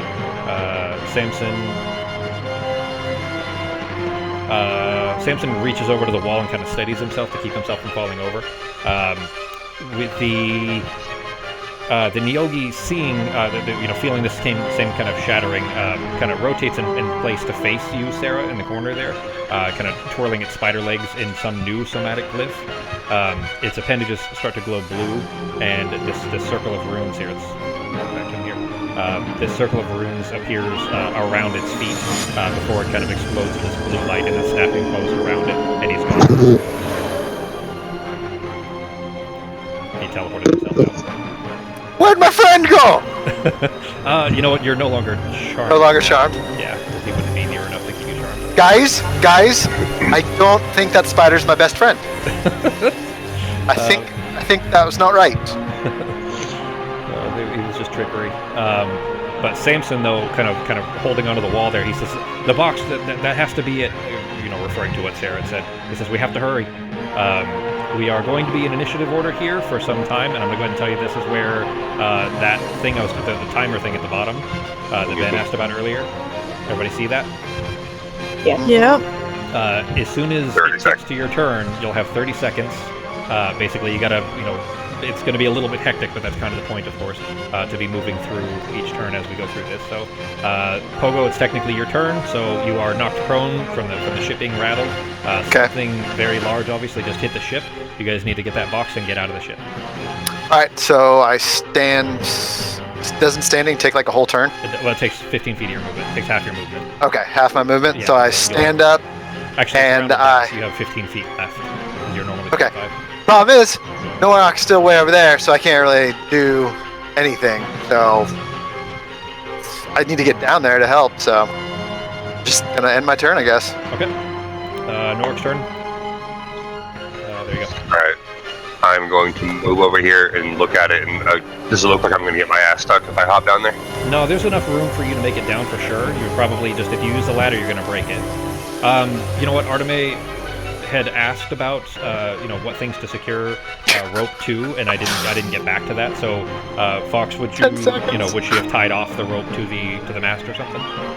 Yes. Okay, so there's a rope that Arteme has dropped down that you could potentially grab to kind of help you jump your way back up. Then I will drop down and then move as close as I can and to closer to the box. So I did 5, 10, 25 it looks like, maybe 30 to get down there, so I'll have another 10 or so. So I'll put myself over there until my turn. You're not going to dash? Actually, no, yeah, 'cause I'm not doing anything else. So I will have, 80? Because I got 40 normally. You can make it to the box, just barely. You're literally at the edge of the box. And that's what I'm going to do. And then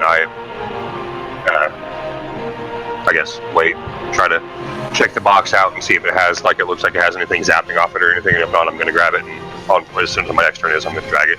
Okay. I'm going to go ahead just because the timer will give it just basically, Norak approaching the box. I'm going to say that he's kind of shouting this back to you guys or something of that sort. It doesn't look like there's any visible lock or latch. It just looks like it's extremely fucking heavy. It's obviously magically sealed. It doesn't look like it'll be dangerous to you, but it does look extremely heavy. If you're trying to carry it, it'll be at 10 feet unless you have help. Basically, if one person's on each side, it'll be just half the slowest person. Meaning, if you get one more person to carry it, that's 30 feet. You'll be able to move 15 feet per round by carrying it. Picking it up is an athletics check just to pick it up because it's so heavy, and you'll drop it if it's a failure. And moving it upstairs and ladders is going to be very tough. Got it. So you made it to there. The interact would be, a full turn to lift, but you're there. All right, Sarah, you see Norak has jumped down to the floor below. What are you doing? All right, so I have 50 feet of movement, so I can just get there.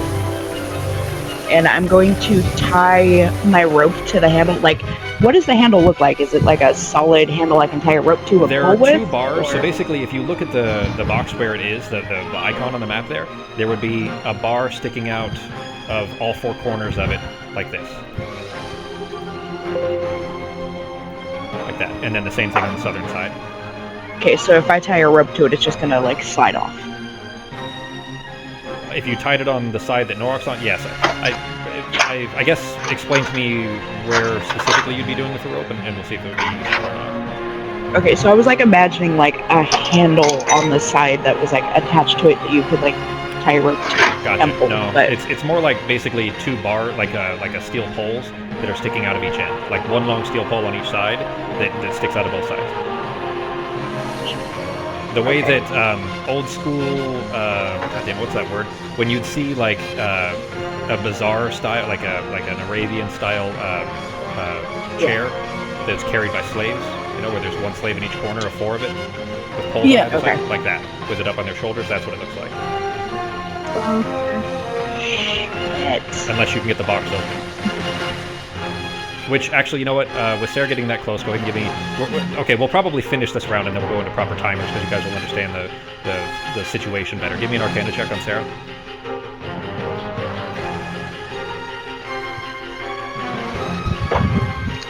Shit. 2 anyways. Barely enough. The box is obviously magically sealed, but you haven't gotten enough of a look at it to tell how you might get it open. Alright, then I'm just gonna yell out to Samson, ask him if he knows how to get it open. And that's my turn then, since I can't tie a rope to it. Okay. Samson is rushing towards that, and he just jumps square down the ladder, just straight down to the floor below, which is like an 8-foot drop, which he makes cleanly, and then is going to dash the rest of the way, so 5, 10, 15...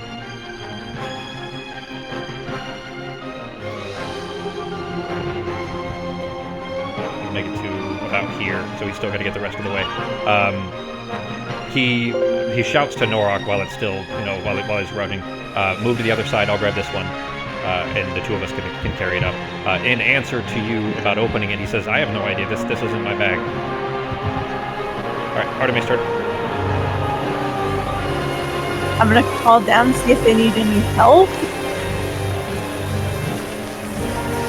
Get up. Sarah and Norak, you guys are playing? Well, there's 4 handles. but 2 of us are super short, so I'm not sure we're gonna be able Well, to. It also 2 tiny looks like people it'd be- per handle. It also looks like it'd be way too heavy for you anyways. Wait, Sarah's... Never mind. You're potentially strong enough if you were tall enough, which you're kind of not. But basically, you're supposed to be medium creatures anyways for carrying it, but you would have to be pretty strong to not slow it down. It's intended for 2 people to carry, really, but 4 people could. It would just, and it could potentially speed things up, but you'd have to move at the slowest person's speed. Okay. Well, you guys could just make sure the way stays clear. There's no debris or anything in the way, so we don't trip when one of us backwards or whatever. Me and Sam can take care of it. Muscle it up. How do we clear the stairs, though? Norok did clear the stairs that are close by you, but of course the ship is being rattled right now. And there's a whole broken ladder in front of us. The ladder is cracked. Like, basically, Norok and basically getting it up that ladder is going to be problematic, of course, because it's too heavy for the ladder. So what you guys do there is going to be up to you. And I'm telling you, like, as soon as we finish Artemis' turn here, the beginning of the next round here, we're going to be using the timer as well. So, like, you'll have to, very rapidly have ideas, thinking ahead for when your turn's coming up, that kind of thing. 30 seconds might be too short. I might need to bump that up a little bit. We'll see. What if we use the rope and try some kind of pulley kind of? I have some rope. If I need to, I can toss it to one of the ladies and they can get it set up on my turn, and then I'll get on the other side. There's one rope that Artemis already has hanging down. That's Okay. right off to the We mast. could always put another one, but Yeah, it's I going to be have it heavy. out. Okay. And so we could have me and Samson possibly pushing up, and you ladies pulling on it. Want to top? Just go with one of the ladies. Yeah. Yeah, little lady. You go over there and help too. So no, wherever Pogo is needed, pushing, pulling, no matter. So I do both very well. He swings both ways. Yeah. hey, this guy multitasks. Alright, so what is Artemis doing? I guess I'm gonna throw another rope. Okay. Yours, I would just say that if you, maybe cut yours in half, you would have enough lengths, because it doesn't need, like, you probably have 50 feet of rope, and that's probably only 16, maybe 20 feet. Of distance. Okay. So there's plenty that you could kind of be preparing here, to have enough of a rope hanging down that's secured to the mast. Okay, I'll do that then. Alright. Then,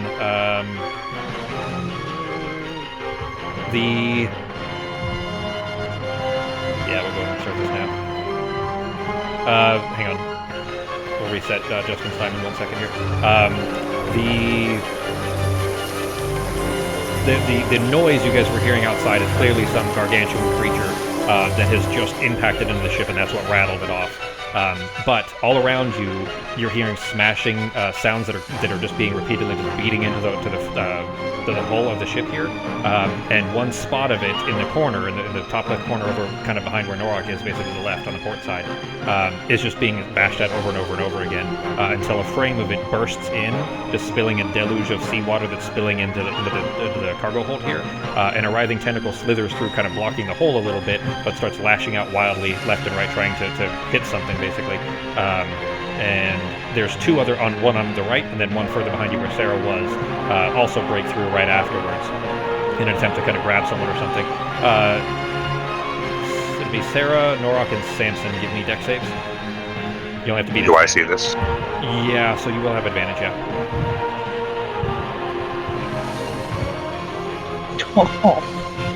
With that.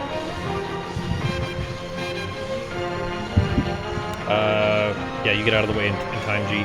It's kind of flashing over your head, and near your head. You duck down just in time, but it just bats Sarah into the wall, potentially off the broom. Go ahead and give me another dex save for the broom. It doesn't do much. It's basically, it was just kind of flailing wildly, doing 5 What was damage that before?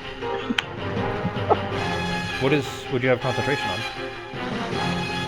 Oh, you still have slow up. Yeah. Oh. Okay. Right. But you managed to hold on to the broom just fine. Okay, now we'll go ahead and go with the timer. Justin, you have 27 seconds. All right, I'm going to use dash to get up to this little thing in the center of the ship and try to get that open, since it seems like when I look through, they're like right above it. So, Okay. what do I need to try to get that open? That is that hatch is actually the one on the floor, but there is an iron grate above you, so that you can't reach it is the problem. Oh no, I'm trying to get the hatch to the floor. I see what you mean, to the cargo hold below. Yeah, I see. the Okay, cargo okay, hold. gotcha. Let me where that is in the floor here. 5. I see what you're doing. Okay. You grab the ring, and it's heavy, but other than that, it doesn't look like it's stuck. So go ahead and give me a athletics check. Damn it. You try, and it's just too heavy. Biscuits. But it does feel like it'll move. Norak, above you have 30 seconds. Above you heard the hatch trying to open. Alright, I'm gonna flip over to this side like Samson said so we can get on it. And then I am going to... Is it just above me? Yeah, it's like right above you. Your head is basically touching the ceiling almost. Like you could push up and just push it. Alright, then I am going to look up and see if I can get that grate open. So athletics? It's not a grate. It's just a wooden trapdoor. You don't even need to try. You push it with your hand and it just lifts open. In fact, Pogo's like half standing on it, like, yeah. and you just falls over. Into the mast. I opened it then, and then I am going to yell at Samson to come on the other side and see if we can get some ropes on this and get it lifted. So I am going to take a rope I have and throw it up to Pogo and see if we can get it attached to something. So, okay. And then I'm also, if I can, I don't know if I can, but I'll take my magnet and throw it to Pogo too and say, hold on to this, it can help pull a little bit of weight if the chest is magnetic. Okay, good idea. That's actually a really good idea. Magnets! How do they work? Oh, that's stupid ICP. Ben used to run ICP when we were kids. Yeah. But anyways, that magnet has some special properties. So basically, if you can hold on to it, it would potentially help a lot. Because it would reduce the weight of the box, essentially. So, all right, Sarah. Got it.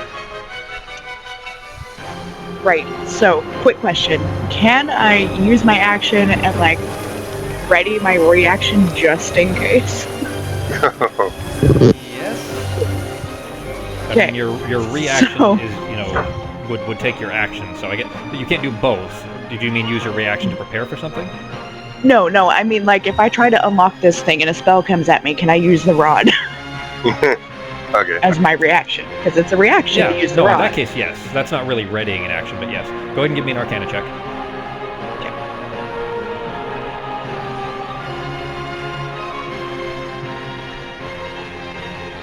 Oh shit! With disadvantage, that's okay. So you and nobody else can act on this knowledge, of course. But you, in looking at the box, can see where there are two symbols on the kind of one of the steel bands of it, basically. And you recognize that the command word to unseal this box is going to be a 2-digit number, but the number is magically obscured. You can't read it. You can just tell that there's 2 slots that are supposed to be numbers. And those 2 numbers are. And there's no like lock or anything on this. It has to be those 2 numbers to get it undone. It's not even a lid. It's the box itself is one solid unit. Okay. But if you can figure out what those 2 numbers are, you could potentially open the box, and then you wouldn't have to deal with this heavy thing anymore. Okay, and we know that it wasn't bottle, it was scatter? No. Yeah? Yeah, I think it was Grand Mage Scatter's box. High Mage Scatter left... No, well, okay. So High Mage Scatter left the item here, okay? But the box and the item here. But as far as the seal is concerned, you guys did learn something from Bottle's telepathic communication in last week's session that would give you a hint that, he may have secured it a little bit better. Okay. I'm just going to ask Samson if he knows any numbers that might be significant to Bottle. And yeah, that's my turn. Okay. He says, I have no idea, but we've got to get this thing out of here fast. He grabs the other edge of it, basically throws, kind of leans down underneath it until both poles are on each shoulder, and stands up. And he says, okay, big guy, I don't know really what your plan is. We're going to get this thing up top. Artemis, start. Now, Artemis did just tie off 2 ropes, over by the mast that are just hanging down over by the ladder and, not being used at the moment. So. I'd like to yell at Arteme. This is probably quicker. We got this option. What is? We're gonna go up through this cargo hold. Probably gonna need your help. There's a hatch right next to where Pogo is that's slightly bigger than where the ladder is. Oh, okay. Bring the rope. Okay, I guess I'll undo the rope and go down. Okay. Well, he's north of you. He's calling from... He's on the same deck you are. Over there Okay. where the spiders were. Then, You can okay, make it then if you I'll dash. bring the rope. Yeah, I'll bring the rope over. Okay. And you dash up towards him? Yep. Alright. Then I need to add... Hang on, I gotta add something back on here so that it doesn't start Pogo's timer when it's not supposed to.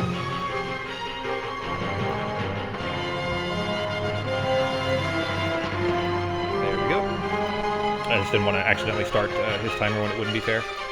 Alright, so then for what's happening around you, of course, the weight of the thing that is attacking the ship here and the writhing tentacles cause the ship to just list hard to port. It's now maybe 35 degrees.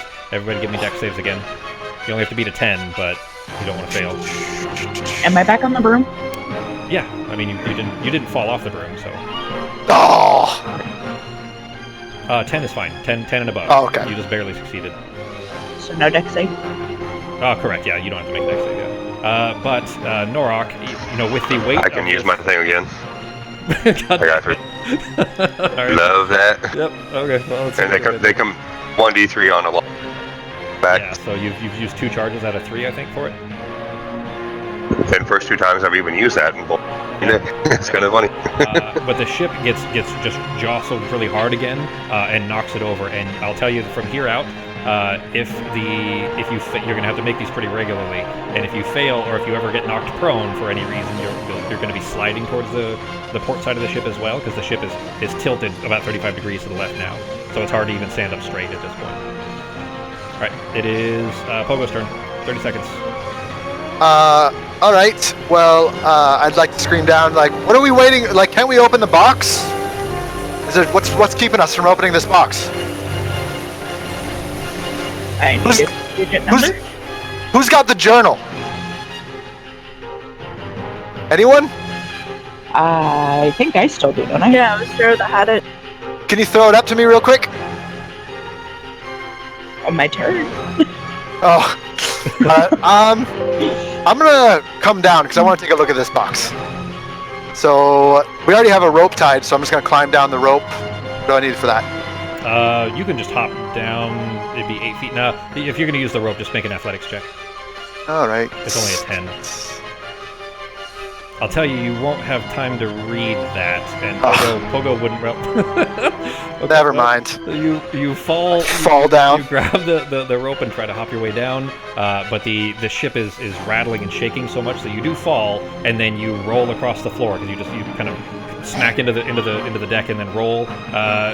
You would be probably about here-ish, and then roll to the edge of the water that is slowly beginning to fill up, just outside of the range of that. But in fact, actually, you're about to be underwater because the next turn will be filling. That's fine. All right, so you fell down, but I'm telling you, you won't have time to read the journal, and Pogo probably wouldn't have had enough time to look over it or get an idea of how to solve that puzzle just yet, anyways. Sure. Any other that was your action? Any bonus actions? Nope. Alright. Norik's turn. 30 seconds. Okay, then I guess I am just going to... Well, nobody's up there to even pull. You still would be the only one. Yeah, Arteme is above it with some ropes there. You are tall enough that if you rolled high enough, you might be able to just lift it, kind of set it on the edge with Samson's help, and then push it up. That's what I'm going to try to do then. Alright, make an athletics check. Okay. With his help, it would be an advantage. Okay. Well, okay. So, Roll again. well, yeah, here's the thing. Good enough? You dropped a 20, but it would have been advantage because he's helping you. Disadvantage from from being tired. Okay. But go ahead and just re-roll it, but click advantage this time because I can't just give you the 20 only because it was disadvantaged. So. Yeah. Okay, that's still high enough. So you're with Samson kind of just working like a fulcrum beneath it. You kind of grab it and just push it up over through the ladder wouldn't have been enough space for this, by the way, but the hatch is.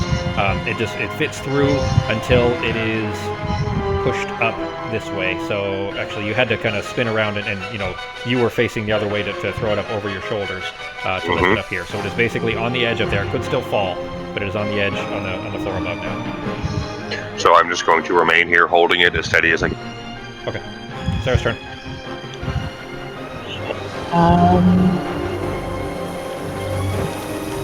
Can I call down to throw one of the ropes up? There was a rope up, wasn't there? We've already got a Pogo tied tied one up there. Yeah, but if it's hanging down there and you throw it on top of the box, I could kind of grab it to try and pull the box. You could maybe just grab the box on the other side and push it down. I think Artemis is the weakest of the group. Yeah, probably. No, your strength is 14. Never mind. Your strength is Oh, okay. Never mind. All right, what's Sarah doing? Okay, so where is the box exactly? It's not all the way up, is it? It's so if you look back at the where Artemis is on the second deck, you can see the box. I moved it up there. Oh, okay. So It's basically still halfway over the hatch with Norak holding, his hands on it to keep it from falling back down.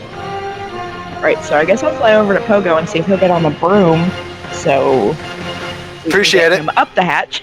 Okay. Appreciate it very much. All right, so Pogo, you hop on the broom with Sarah, assuming you're not resisting, and you still have movement enough to be able to fly up through the hatch, like kind of at an angle enough to, maneuver yourself around without pushing into the box. You kind of have to push past Norak and the box and Artemis when you get up to the top.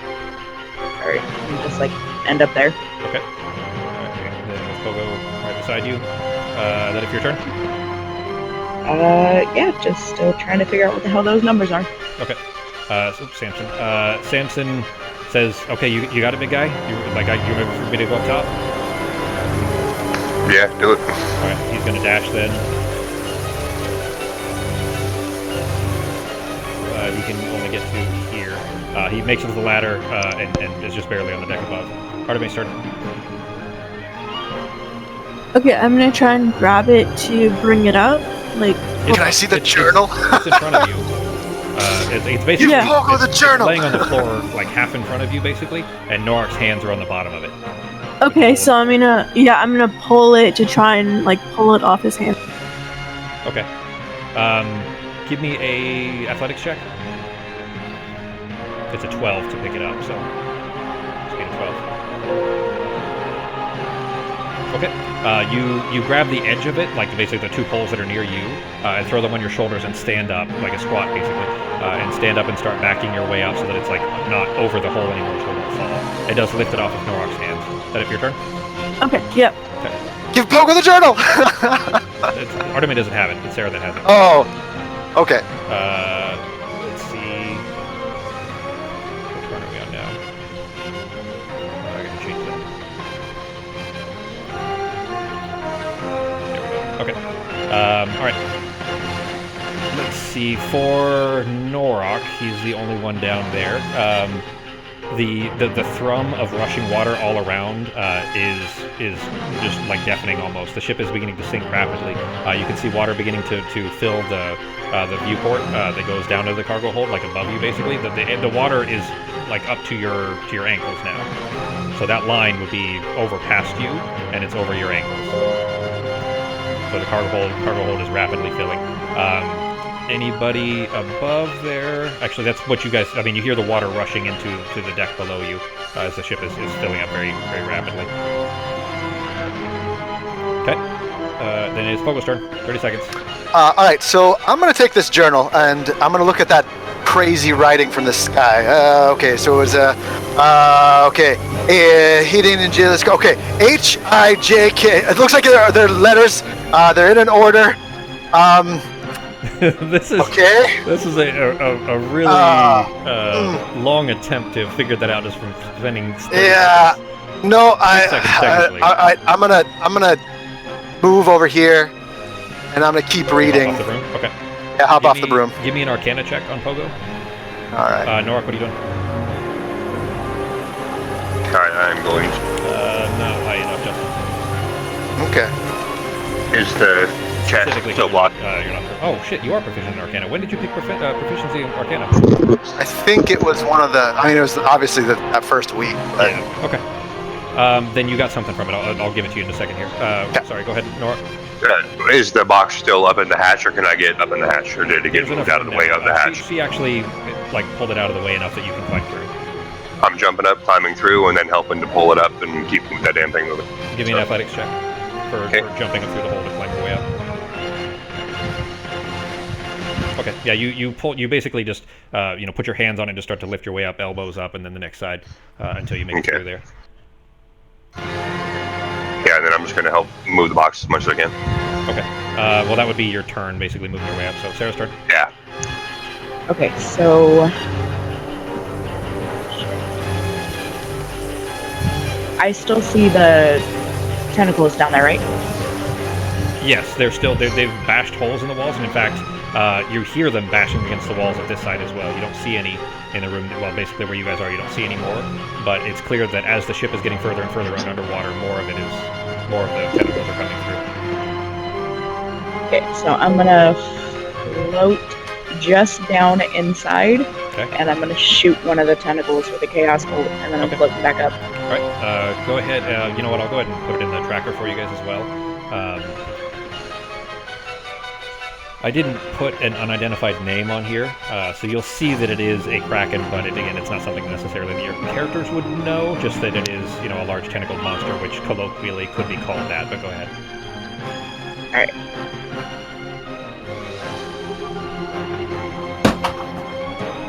What damage type? I don't know yet, because I had to wait till I hit. Oh, okay. It does hit. Well, it's natural 20, of course, so. So it would be, what is that, a 4 and a 7? So it's force or psychic, so I guess I'll do psychic. Okay.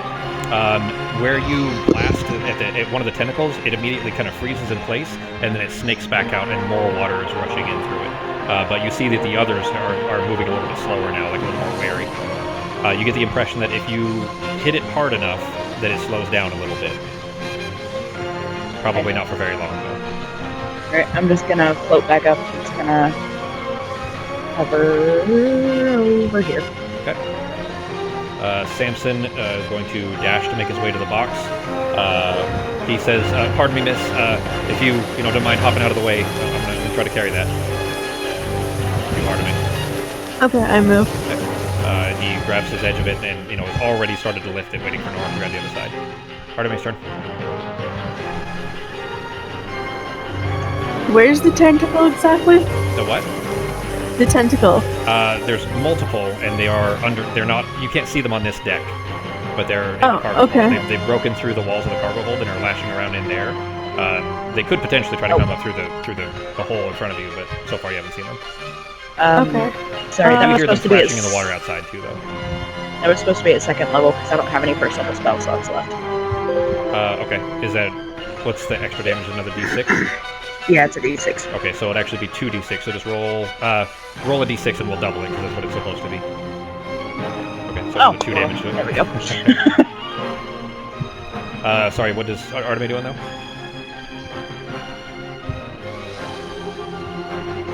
Untying the rope so I can bring it back with me. Okay. That it for your turn? Yeah. Alright. Then now, you guys hear shouting from outside. It's far away, but you're hearing shouting coming from off of the starboard side to the right. You gather it's probably coming from Two Tooth and Skirv, the guys that use the rowboat, the skiff, to try to get you guys over here. And maybe they're rowing towards you, you don't know. But the deck that you're in is beginning to fill up with water as well, because the ship is so harsh to one side now that this is all underwater. Hang on. This is underwater. Pogo, you are standing in 2 feet of water. Like basically, you're up to my nips. Yeah, basically like chest. From my nips to my tips. Are being filled in with water there. All right, it is your turn. Okay. Well, I'm still going over this because it's got to be some clue. And should I roll another Arcana check? Yeah. By the way, I didn't get anything from the first one. Okay, so I'd say technically that would be an intelligence check, but with your proficiency in Arcana and some kind of awareness of how an arcane lock might be done, that you, Sarah shouted you that it was a two-digit number. But Sure. in looking at the sections of text there, one, there's 3 sections of text, and the clues in them don't translate to numbers, basically. You've been able to gather that they're letters that you're getting out of them, but not numbers. Okay. In that case, I'm gonna move up the stairs a little bit, so I'm out of the water. Okay. All right, so you would be kind of half up the steps, basically, to the next floor, but you're still, you're basically not in the water anymore. Okay. Is that if your turn? Yep. All right. Norik's turn. Alright. I'm going to move up here and try to ask Sarah to move in the process. Give me an athletics check to pick it up. It's just a 12. Okay.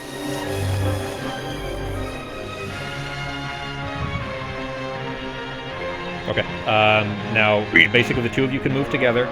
It's half of your movement total to move it, so it's half of the slowest person, so 15 feet. If you're both carrying it, you can move 15 feet at a time. Okay. So Samson, through gritted teeth, says, which way are we going? Well, I'm guessing the only way to go is up the stairs. Pogo is, right? I mean, you cleared the way on the stairs to the south, but it's going to take you longer to get all the way there. Alright, So well then... 15 feet at a time would be... Basically, if you guys turned, he'd have to back up first. You could make it to, here, where the box is in the middle, and he's on this side. I'm just going to suggest... Pivot! Yeah. Pivot! And it's through through an awkward doorway, too, so getting it through that doorway is a bit... Yeah, it's got a pivot. This is like movers trying to get a couch up some stairs type of thing. That's a Friends reference, if anyone's curious. Yeah, I hate Friends. It's the best show ever made. No. Shut your mouth. It is an awful show. Any show that has a fucking laugh track, I cannot stand. Alright, Sarah's turn. Okay. Can I fly over them with the broom to get up the stairs? There's not really enough space without hitting, you can't get past Norok to fly. You could probably hop off the broom and scurry across the floor under them and under the crate, but if they drop it, that's a dead Sarah. Right, so I heard the voices coming from the right, right?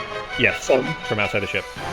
With the broom, though, if you dashed, you could go up the stairs in the south and get up to the deck above. well, I'm going to do something that's probably not going to make anybody too happy, but that's 45 feet of movement, and I'm going to use the rod to shatter a hole in the side of the boat. Right there. How are you going to use the rod? You're going to use the spell slot from it and use shatter? Yeah.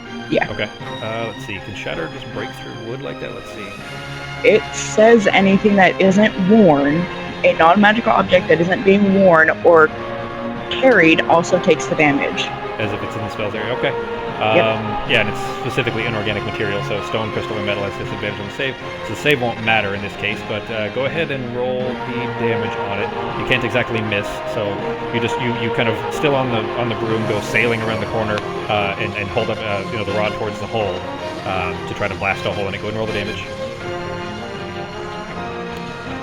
I was going to say that the wall would probably have about 15 hit points worth of wood, so I would say that you splatter it, or shatter rather, enough through it, splinter enough through it. It's not a very big hole, but it's head size, it's about your head size, that you can see through the outside.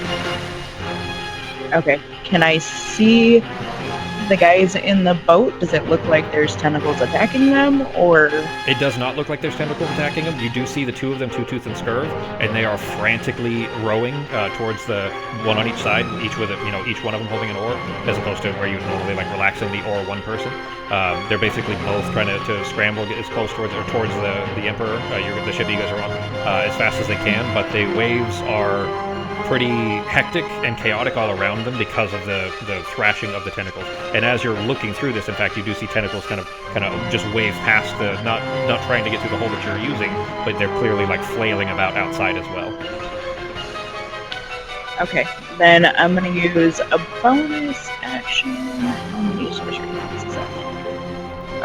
Spell slot. Or second level. Alright, so I'm gonna use the last 3 sorcery points to make another second level Spell slot? spell slot. Okay. Yeah. Okay, that if your turn? That's it. Yep. Alright. Samson is just gritting his teeth and grunting, trying to get this box moved through the like little alleyway almost in the ship here. Oh no. Well, it's not. It's basically just basically on Norok's turn because he's the one doing the moving. That as long as he doesn't get dropped, he's fine. He's just not as long as he doesn't trip or something. Artemis' turn. Okay, I'm gonna go to where Sarah is and see what's happening there. Okay. The ship is rapidly filling with water. So as you guys can see, of course, the room that you're in is almost half full of water now. It's basically almost the water is almost touching the mast, and the angle of the ship is probably 40 degrees at this point. So you guys are like having to lean forward like Michael Jackson's fucking not moonwalk. What is the one I'm thinking of? The anti-gravity lean type of thing. That's kind of what it is. You're almost like leaning way forward to hold yourself upright. Do anything with your action? Okay. Do I see any tentacles? Through the hole, in front of Sarah. It's not a very big one. Like, you can't climb through this. It's just about the size of her head, unless you blow it out and make it bigger. But you do see tentacles waving in the distance, kind of just flailing around all around the outside of the ship. Okay, It's probably the same one that you're seeing over and over again, but it keeps kind of coming into view and then disappearing again. I'm gonna try and hit it with ice knife. Okay. It's going to be tough to hit, but you can certainly give it a shot, just because it's basically it appears and then it passes in front and then disappears again. Go ahead and roll it against the Kraken, but it's going to be at -5. So bottom left corner there by your dice, where you see the ADV, just click the -5, which is the bottom right of those, and you roll the attack. It still hits. Okay. He got a 14 plus 7 for a 21, so he made a save. But your 20, the roll that you made does still hit. So. Okay, there we go. That's the damage. Okay. It kind of sinks into one of the tentacles, and the tentacle kind of freezes in place for a second as you see it kind of, as the knife sink into the flesh there. You see that there's a lot of barbs around the edge of the tentacles. They look like they'd be pretty dangerous as well. So, is that your turn? Yeah. I'd call out to be careful of the tentacles of that. Okay. All right. And for 5, Sarah, through the porthole there, the waves that are kind of just batting against that skiff push it right over. It pushes it backwards, and it's capsized. And it's at that moment that Sarah, or that Artemis remembers, of course, that she did not give those two water breathing. So Sturv and Two Tooth are now in the water and flailing, trying to grab the boat to right it again, but they're not getting any closer to you at the moment because the boat is capsized. Okay. Water breathing is a what level spell? It was a 3? Well, you don't necessarily know that they'll need it, but they're okay. too far away. They're at this point they're 150 feet away. They were 200 feet away, but they've been rowing to try to get closer to you. Okay. Okay. It is Pogo's turn. All right. Do I feel more confident with what I think it might be? Roll another Arcana check. You can give it a shot. I would say that you this isn't really time. I'm still just reading this. Out. Yeah. The trouble. Well, the problem is that like the kind of hectic nature. Well, I'm pretty confident that we're not going to be able to get that to a boat. So I've already kind of figured if we get it to the top of the ship, I don't really know what your plan is after that unless we get this thing open. So I'm not telling people because I don't want to discourage them. They're trying so hard. But I'm pretty sure that we're not going to be able to do anything with a 1,000-pound chest. Well, that's what the skiff that's coming over is big enough to put that in. But the skiff that's going to come through the giant octopus thing. All right. Can I roll another Arcana? Or? Check, yeah. Then next kind of phase of that you've gathered is you've recognized that it's letters that are coming from it. So you've gotten that much that you've kind of gotten it down that the first one is probably X. Okay. So that everybody's on the same page here. Did Becky? Did you or Fox have any more clues on looking over the pages? No. Would I be able to use my help action to help Norok with the chest? Yeah. Yeah, you give them I have to advantage, basically. So help, anytime you use the help action, basically, you assist someone else and they get advantage on their roll for whatever. Got it. So Some things you have to have, you have to be proficient in it to help. But in this particular case, you can kind of just be underneath it. You could walk underneath with both hands, like pushing up, and be kind of removing some of the weight from it. okay. So Especially with do the I? magnet, So I'm gonna help him now, but do I have to move out of his way, or since I'm helping, how does this work? I would say that you'd probably have to move underneath it, you know, or at least so that he can move up the stairs. So yeah, you can move right past him, yeah, and then be kind of out of the way, so that you're helping the chest move. All right, and then I'm also going to end my turn there. Norik's turn. I'm just going to keep moving it up. So Okay. 15 feet. Go ahead and give me an athletics check, G.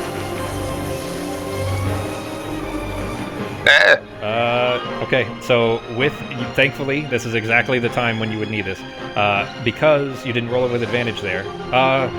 Hang on, you had advantage from your rage, or from the disadvantage, so it evened it out. It did even it out. So that is a... Okay, well, with the advantage and the disadvantage, that Pogo wading through water, hands up, trying to push underneath of the chest. Norak slips on the wet stairs, and the chest comes like down on Pogo's head. Son of a bitch! You know, like still, and you're already almost underwater. Like you were wading through the water already. Well, I've got water breathing, so that's not really a problem for me. But being knocked unconscious by a chest falling on your head is not good. Yeah, it's not great. What do I need to roll to? I would say that you know, some of the weight is being limited by the water, you know, because you know the alleviation of the weight in the water. No damage, but the crate is basically dropped, and you're kind of just holding it in place. That was your action, G. So that's it. So the chest won't move any further this round unless Norak or unless Samson can push it with Pogo in the front. So is that if your turn? Yeah. Okay. Sarah's turn. Okay. Can I hear Pogo going over the thing, trying to figure out what it is? Yeah. Okay. He did, you know, he kind of shoved the journal in a pocket before he went underwater, but yeah. Okay. I was yelling from the staircase. And he figured out the first letter was X, right? Yeah, so I want to point out something to you real quick, and maybe between you guys you can kind of figure it out where this is going. So the text, if you guys scroll up in the Embers chat in Discord, scroll up to the first one from the 10th, and where the three kind of blocks of text were after Arteme had figured out that it was three separate sections that were written in a spiral, right? You guys see which one I'm talking about? Where the text is all printed out, hiding in Jealous Kraken's lair. So I'll give you the first one based on what Pogo had shouted out. The first one is X. The answer to the first section there is X. Can you figure out why? Yeah, because X is the only one that's not on there. Okay, so you were on the right track then. I was curious if you were. Then by that, have you figured out the rest of it yet? I figured out one of them. Yeah, okay. I know there's XI, which would be 11, but I don't know if that would be it. I mean, it is a 2-digit number. It is a 2-digit. Oh my God, you're so close! It's hurting myself. Justin had some accidental help. Another friend of ours. I went over to go watch a movie with Justin and another friend of ours, and that other friend is good at these kinds of puzzles. And Justin had this printed out and was sitting on the table, and our other friend Zach figured it out. Like I gave him some clue because this wasn't for Justin. It was basically to see this other friend of ours that doesn't play could figure it out, and he did. So Justin had some accidental help from it. Oh yeah. But so he knows the answer already. I just didn't want him to like automatically say it outright and kind of spoil it if you guys were still working on it. Well, Pogo doesn't necessarily know it. Yeah, exactly. That's exactly it. Justin isn't going to use this meta knowledge, but basically you have the first part of it. So you have X and I. What's the last section? It would have to be X again. Okay. Right? No? So, well, what is... Okay, so you got the X is there and why the I is there, so why would the last one be X? Let's see. Because if you go all the way through, X isn't on there. Okay. Fox, are you looking at it? Do you understand why? Not really. Okay. So what I did, W. this sounds like I'm bragging. He's very proud of himself. I am proud of I'm really proud of myself. This is a fucking Here, hard puzzle. I'll be right back, guys. All right. This was a super hard puzzle, and I spent a couple hours on it. Basically, what it is each section of those 3 sections, and if you look at the spiral page, you'll see how they're broken into separate sections. But each of these sections are the first letter of each word is alphabetical. So the first one is hiding in jealous Kraken's lair, HIJK, musing nonstop on philosophical questions, and NOP, etc. Right? So you go through the whole thing and find out which letter is missing. Now, specifically the clues were the Bottle message that Bottle told you guys psychically, telepathically. He told you that he wants it, so I locked it away. Specifically, he took this. He knew that whatever this is, you guys don't know what this is, but he basically locked this box. He locked Scatter's box with an arcane lock that he then encoded before they could read his mind and get the way to open this box. Because he knows that what Scatter left is what this Kraken or something else is trying to get, right? So the encoding that he wrote in there was to kind of lock this in a way to secure it. And if you read those, the words actually do make sense for the story, but the point was that they were hidden in clues that you would figure out. Like, for example, in the last section, I spelled combat with a K, which is wrong, and that's not just an errant thing. That's done on purpose to show you that, well, if you look at that, why would that be spelled wrong? And then you'd see, okay, well, J, K, L, and so on, and then figure out what the letter is. Does that make sense? Sort of, yeah. Okay. So I would say that the two of you kind of trying to figure that out, maybe, had identified that that's probably what the lock is secured by. So, Justin, you back? I'm back. Okay. So I figured it out. Would Sarah have figured that out? Give me an intelligence check with advantage, because Sarah would have some familiarity with arcane locks.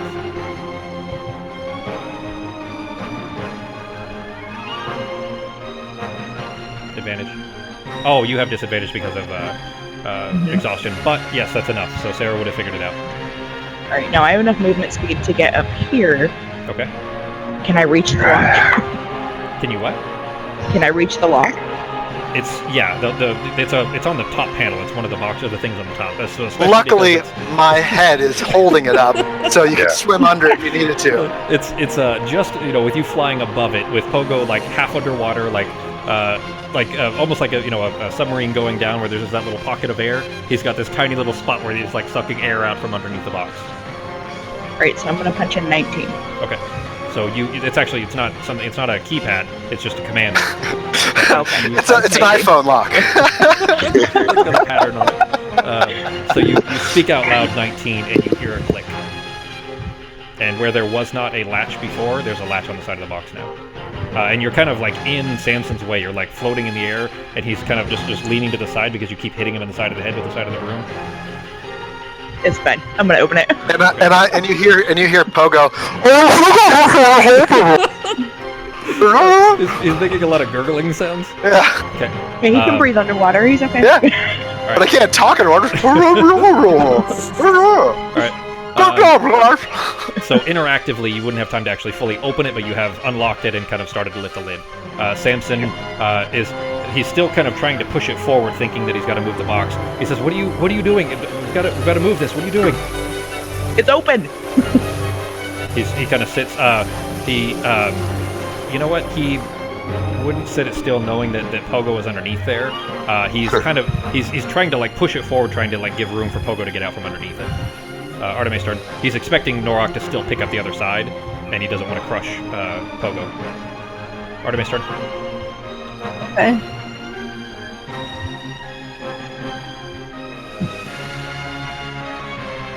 I really don't know what to do. Well, your time's gonna run out, so you don't necessarily have to do anything other than run, but you guys potentially might need to still rescue the skiff guys. Okay, I'll try and make this hole bigger by using a shillelagh and my staff. Okay.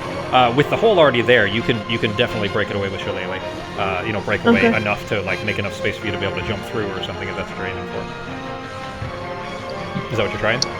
Yeah, I'm trying to make it bigger to where if we have to, we could just jump off like from here. Well, they're almost to the upper deck anyways, so Oh, like, okay. they're almost out. But you could make the hole big enough that you can jump through right now if you wanted to. Okay, I guess I'll do that because I can't really do much to help. Okay, so you're gonna jump out and try to start swimming toward the skiff. Yeah. Okay.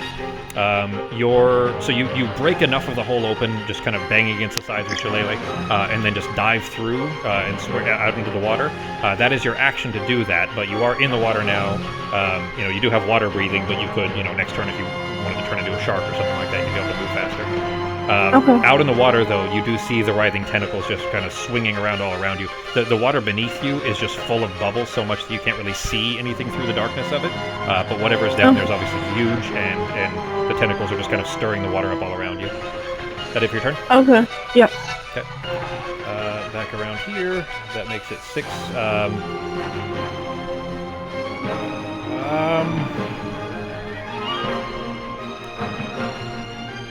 I'm going to go ahead and give Arteme...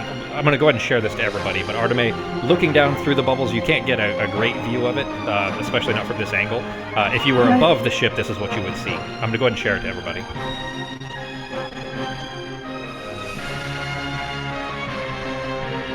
Neat. Okay. Yeah, I don't think Norok's hacking through that bad boy. It's a little bit big. It might take a few swings. Let's see. If you guys were all, well, actually by now, because the water's filled this up even more. Who's got the spell to summon Godzilla? There we go. Get a Dragon and Mothra fight.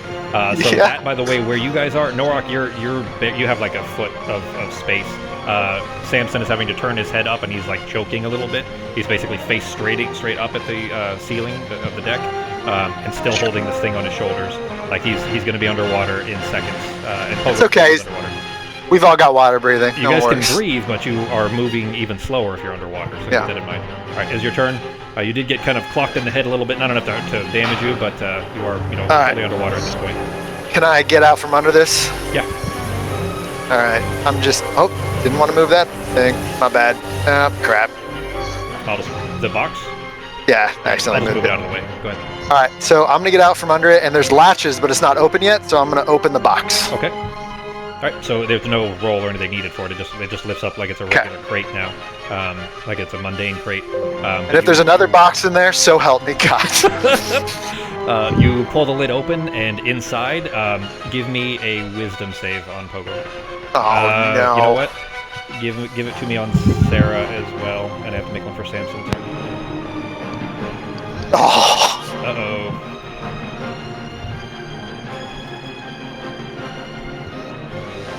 Okay. Yay! This thing in here, similar to the effect that when that spider creature looked at you, and you just knew that thing was your friend, it's a similar feeling to that.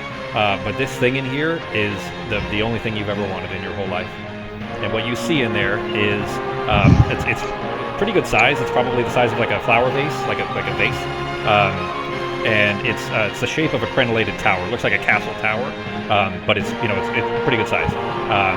But it's definitely glowing with a very dense and very powerful arcane glow to it. But it's got everything you've ever wanted. It's the most beautiful object you've ever seen, and you would do anything to keep this thing. Okay, so I'm gonna grab it. Okay. And I am now going to try to swim up these stairs with it. If that's the thing that I want. And I'm guessing I'm charmed and I have no control over this. You still have full control over everything as long as you don't give this thing up. You can still think. You can still do everything else. Well, in that case, I'm gonna take it. But in my mind, I'm still gonna be like, I got this, guys. I'm underwater, so they can't hear me. But I'm gonna grab it real quick and clutch it tight and swim up towards Norok. I'm gonna go right up here before I get on the top of the ship. Samson shouts to you. You probably can't hear him under the water, really, or at least. Well, I think I'm right now out of the water. I got just high enough to get out of the water. And I'm gonna tell everyone, I got it, guys. We gotta get out of here. Samson kind of looks down where his head is underwater now too, and then he lifts his head back up, and as he's trying to move his way out of the, he's just barely at the water line, and shouts to you, yelling, "Don't let it take you, Gleeman," is what he yells. Yeah, I got it. I got it, guys. Norok's turn. Your head, basically the water line is at your chin. Alright, then I'm going to go and try to help Sarah and Samson get out of the water. Okay. So, I'll help Sarah first, since she's shorter. Yeah, if Sarah's not resisting, then you can just pick her up and hold her head above the water. She's still on her broom, but it doesn't fly very well underwater for some reason. Its flight speed is normal at water speed. Samson is he's still standing with his feet on the floor, and his head is just barely above the water, so he's still got her. Okay. But you can pull her with you as long as Sarah's not resisting. No. Okay. Yeah, and then I'll just, I guess, dash and get as far as I can on the wherever. I'm guessing we need to get to the top layer to get to the skiff, right? Yeah. Well, I mean, unless you broke a hole in the wall like Arteme did. Nope. So. Okay. All right, I've moved. Go as far as I can. Perfect. Okay. Sarah's turn. Right. So, since I'm out of the water now, I'm going to fly. 35, 40, 45, 50. So I'm right there. Do I see any tentacles? Yeah, you see what I just showed you. The image that I showed you, that's what you would see. In fact, actually, the eyes, did you guys notice the eyes in the north part of the picture there? Yeah, the blue. Yeah, so that's like that. You kind of sail out over the side of the ship, avoiding these wild swings from these angry barbed tentacles. But your vision is drawn to those eyes down below the water. This ancient creature down there. It's not its turn. It wouldn't be used. It's not doing anything, but you get the idea that it could be dangerous to look at. Can I gauge how far the eye is from me? There's two of them. It's basically, so here, I'm going to go and share it again. So you guys, now that you're above, you can actually see what I'm talking about. It'll make a little more sense this way. So the image, if you look at the ship here, it's actually just rotated 90 degrees. I probably could have rotated it left, but it made more sense sideways. So you see how you're on the deck of the ship? That's the same ship.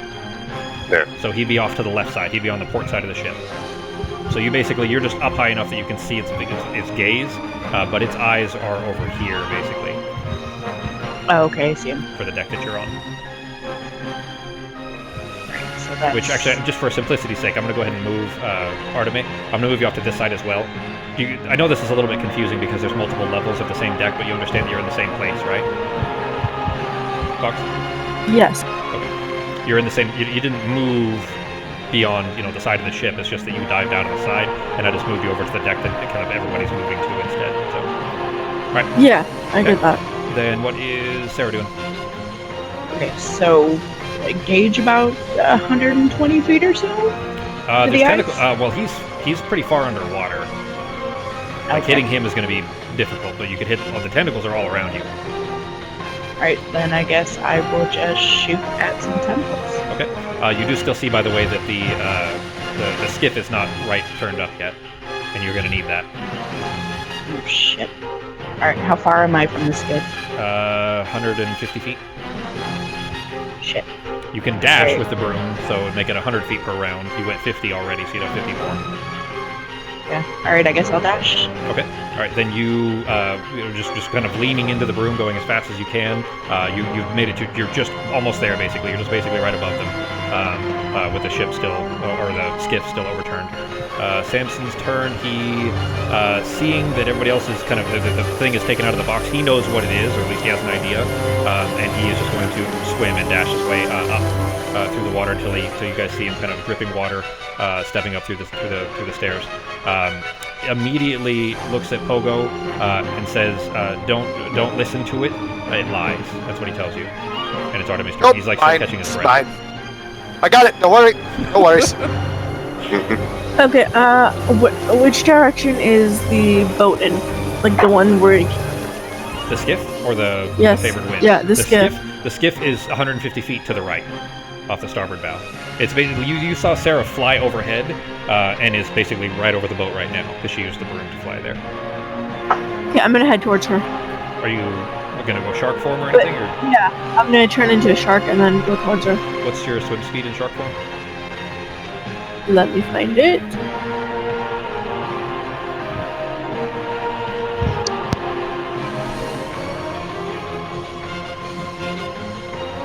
Oh, the shark was not. Oh shit! I'm sorry. I could have sworn I added it. I'll check for you though, real quick. Okay. I must have not saved afterwards or something. Is the giant octopus on there? The regular octopus is on, and the seahorse is there. That's weird. I must have not saved it or something. Swim speed is 40 feet, meaning if you dash, it's 80 feet. So you can get a little over halfway there. Okay, I'll do that then. Okay. You turn into a shark form, of course, and scurry your way there. In the distance, as you're kind of just sailing as fast as you can in the water there, you do see the favored wind in the distance. It's about 500 feet away, so it's a little bit further off, basically. But the tentacles don't seem to be paying any attention to the skiff. They're not even near this. They're only trying to pull the Emperor, the ship that you just came off of, pull that down. It seems like it's just the chaos of the waves that it overturned the skiff. Okay. Alright, you guys are not, you're not in a visible place, so we won't be trying to swing at you there. Let's see, round 7.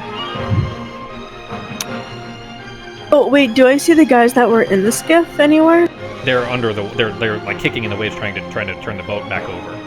Okay, I'll head towards them to see if I can help them up. Okay, they're basically the same distance as the boat, so. Okay.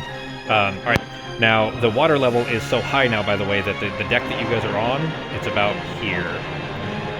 So I just moved the line over so you guys can see where the line is now. But basically, the port side of the ship is underwater. It's actually not quite that far. It's like right there. The port side of the ship is underwater about 3 feet, whereas the starboard side would be like 5 feet up out of the water. That's how high it is. All right, Pogo, start.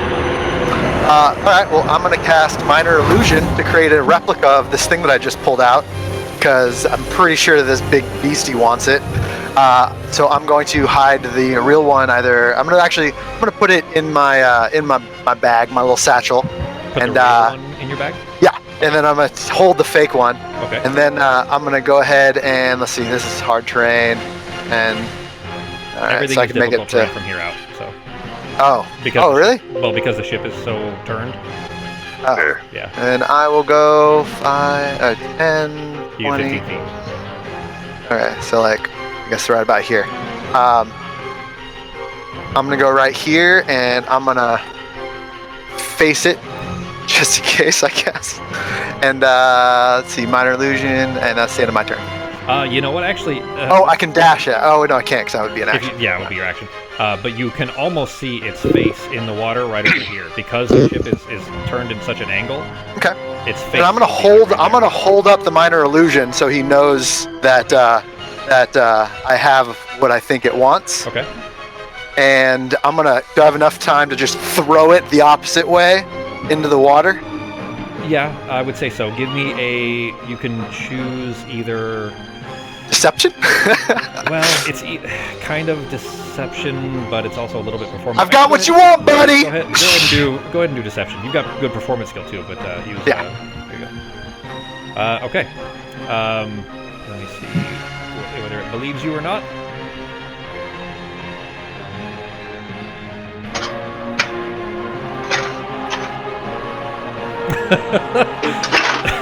I mean, you have no way of knowing, but it was a very comical result. You wouldn't like it's an incomprehensible being. You wouldn't have any way of knowing Sure. whether it believes you, but its role was particularly comedic. So, all right, Norak's turn. Alright. I'm going to keep moving for the stairs, which are down on the south part of the boat, right? To the southwest. That's how to get up to the next level. The stairs down there. You're already on the top level. You just need to come out. Oh. Okay. That's where Yeah. where Pogo is outside. Yeah. So that's what I'm going to do. Is just move my way towards the little skip and stuff as far as I can get with tentacles, with dashing and stuff. And actually, if you want me to, Pogo, I'll grab you on the way too. So Yes, please. let's do it. All right, then you go Grab like a football. carry. Yeah, this football carry. Yeah. Just pick him up under a shoulder. Or Right on my side. rather, and just go Yep. rushing. You have 40 feet, don't you normally? Yes. All right. So So, because it's hazardous terrain or harsh terrain, anyways, it's 40 feet because you're Yeah. dashing. Does that make sense?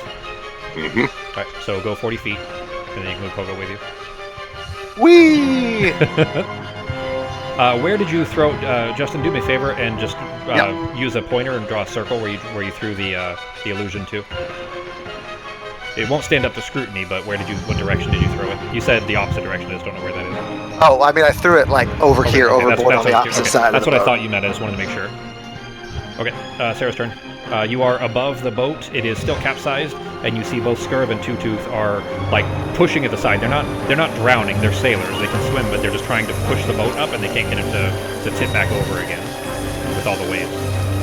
Okay, so I'm gonna float just above it and just kind of like just above the waves to like grab the edge of the boat and try to flip it. Okay, give me probably an athletics, or I would say that you could probably give me acrobatics or athletics, either one. I would say that you could dexterously handle this, so acrobatics would be okay if you want to use that one. It's only a 10, so you just barely got it because of your disadvantage, thankfully. 7 and 8, actually, so you didn't drop too much.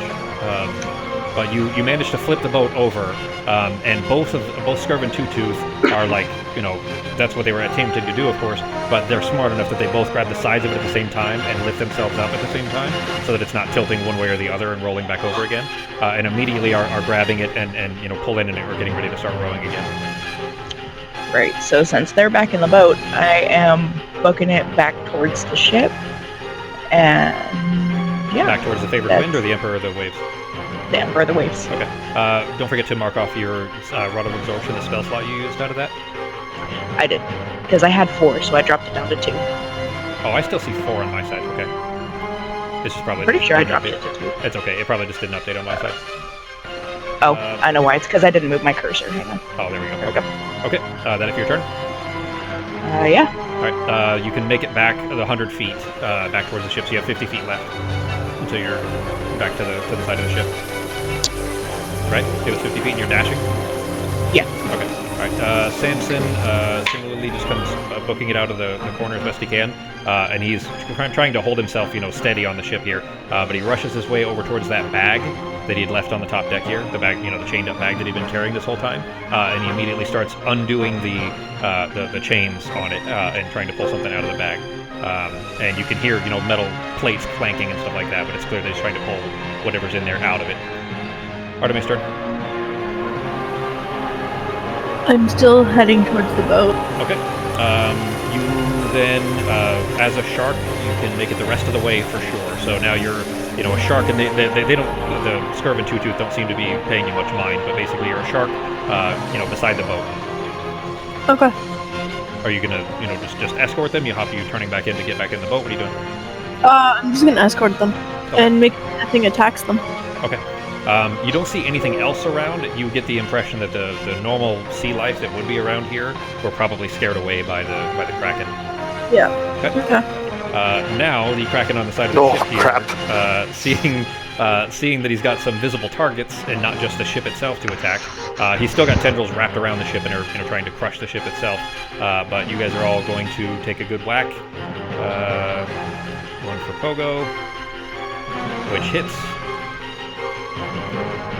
Give me a strength check or strength save on Pogo.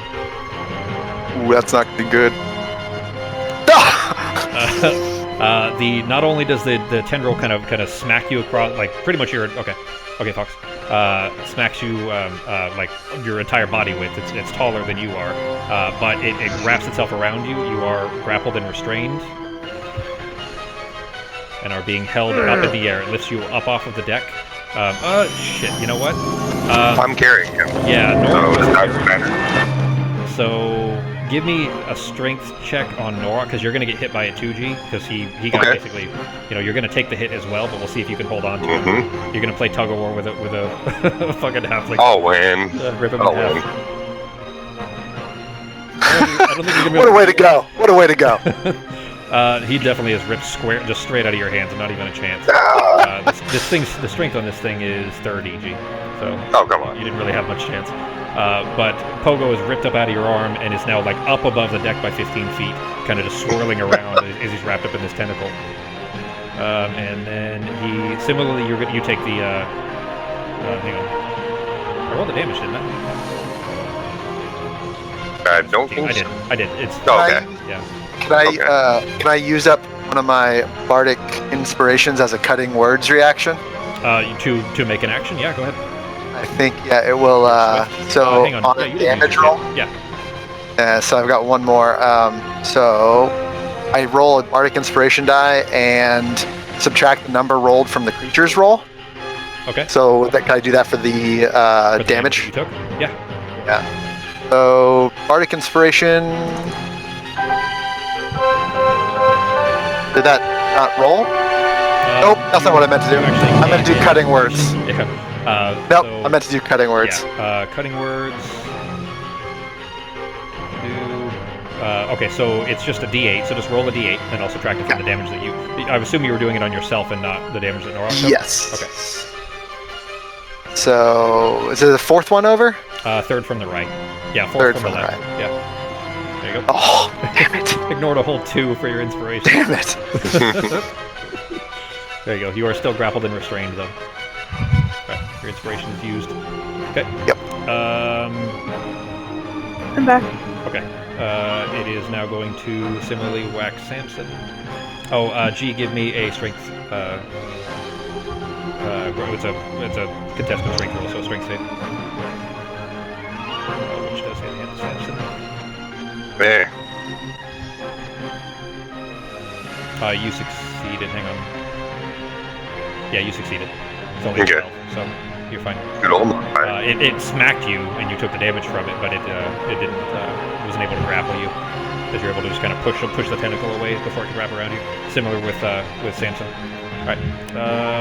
This turn, the skiff now with the Two Tooth and Scurv are making their way towards the ship. They're about half the way. They make it half the distance, so 75 feet, just by rowing as fast as they possibly can. And the water continues to rise, of course, off the side of the ship. Up to about here, and the Kraken is kind of pulling itself up the side of the ship. And basically, it's almost like to the point where it's 90 degrees. It's probably like 60 degrees at this point. So you're going to start sliding. All right, Pogo's turn. All right. Gosh. So I'm literally wrapped up in a tentacle, right? Yeah, you are Okay. grappled and restrained. Then I am going to try Tasha's hideous laughter. I'm gonna tell some jokes. Hopefully it enjoys them. Okay. They rolled a 9 plus 11 for a total of 20. It That succeeded. work? No. Succeeded? Yeah. Oh. He succeeded. Oh, Yeah, your DC is a 16. He got a 20. dang it.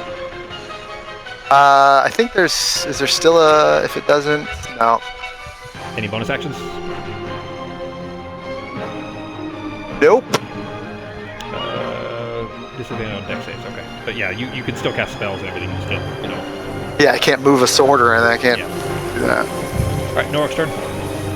Okay. Pogo, the tentacle is reachable. The tentacle's basically up off of the deck. It's almost like its elbow is on the deck essentially, and it's holding Pogo up in the air and kind of swirling him around a bit. Okay, so is it reachable ranged melee for me?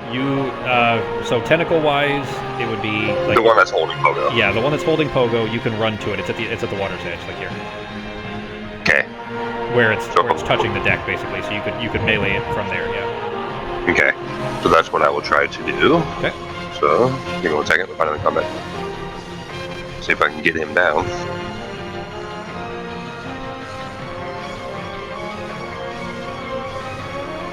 Just make sure. Hopefully. I'll tell you, by the way, the number that you guys, if you do 20 damage to it in one turn, then that's when it's like will slow. Basically, it'll freeze. That's what the chaos bolt that Becky did under the deck and everything. So that hits.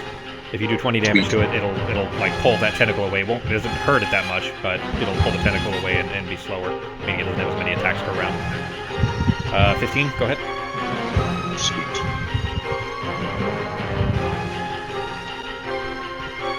hits. Sweet. It's not hard to hit. Obviously, the tentacles are huge, so they're not too hard to get. That's enough. As you're kind of hacking into this, you end up hacking off one of the suction cups, which is bigger than your head. It's a massive, massive suction cup, and there's this kind of this very slow-moving, like gelatinous yellowish ooze that starts to pour out from it. But the tentacle just kind of yanks away as if it clearly was injured, and Pogo goes flying. Whee! Roll 2d20 for me, Justin. So pick up the far left, the d20, and then right-click and it'll give you 2, and then throw it in the box, in the chat box. All right. Oh!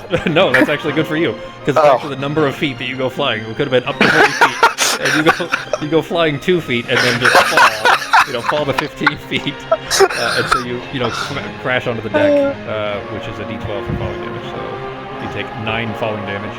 But otherwise, you land back on the deck and are, no longer restrained and grappled. All right. For the rest of my movement, would picking him up be an action or a bonus? As long as he's not fighting you, then it's kind of an interaction. All right, then I'm going to pick him up and then use the rest of the distance of movement. Next time I moved, I think 10 to get over to. So I'm going to use the rest of it. So I'll get over to because they're on this side, aren't they? Over here. Yeah. Okay. Then I'm going to bring us over there and keep an eye out for the skiff and see when we can hop in. So, or if they need help, I'll hop in my next turn. It's okay. Like 30 feet away. It'll be there, in a couple more turns. Okay, then that is it for me. So turning it now. Okay. Yeah. Sarah's turn. You have made it back to the ship, of course, by now, and the skiff is just below you. It's basically, you guys are almost to the point where you're going to have to stand on the literally on the outside hull, meaning you'd be standing on the right side of the ship because it would be upward at that point. That's how, it's almost to that point in like Titanic where they're on the, what I'm talking about, where they're on the side of the ship. Yeah. Am I making sense here? So you're almost to that point where the ship is so pulled into the water that you'll have to stand on the side, on the right side of the ship, starboard side, to be standing upright. So that's about where it's at, and the skiff is almost there. What are you doing? Okay, can I get Pogo on the broom and still have an action? Yes, he's not resisting. I'd say that would, that's a little bit more than an interaction to get him onto the broom. I'd say that maybe your bonus action to do that, if that's fair. Okay. Yeah, that's fine. That's fair. Okay, so I'm going to get him on, and then I'm going to cast Shatter on the Kraken. Okay. So, Pogo, you're not resisting. Are you climbing up onto the broom? Yep, getting on the broom with her. Okay. Alright, so you guys are floating 10 feet off the deck then. He succeeded. He got a 16 versus your 14. Wait a minute. What was it? Oh, it is a con save from Shatter. That's what it is. Okay. Yeah. Is it half damage on success? Just damage on the failed save, or half as much, yes. Okay. Okay. Norak just hit him a bunch, so with the damage you guys have done, he'd only have 1 attack left this turn. If you guys, don't get off the ship fast enough or whatever. So, is that it for your turn? Flying as far away as I can get with the broom. Like towards the favored wind? Yeah. And Pogo, taking Pogo with you? Okay. Yeah. Jackpot. Alright, Pogo, you're... Good luck, guys! And you still have that thing, which, you do... shit, you know what? I don't think they told you what it is. Because he never even told Samson never told us what it was. Yeah, that's fair. The thing the novel that you were talking about, Fox, the joke I made about that.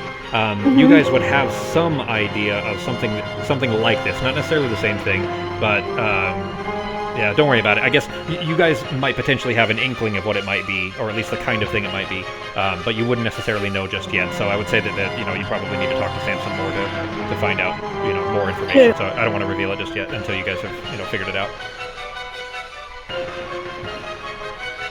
Okay, Samson is still he's finished getting everything out of the bag, and it's 4. You can see them now. They're 4 glowing discs. They look like gleaming like platinum. And what looks like some bars, like some framing, basically, that might go between it. They look like big shields, basically. Okay. And so Arteme, you're still in the water, so you wouldn't see it, but Norok is on the side of the ship, so you'd see that he's finished pulling these things out, these things that you've been carrying the entire time since you left on Skathak.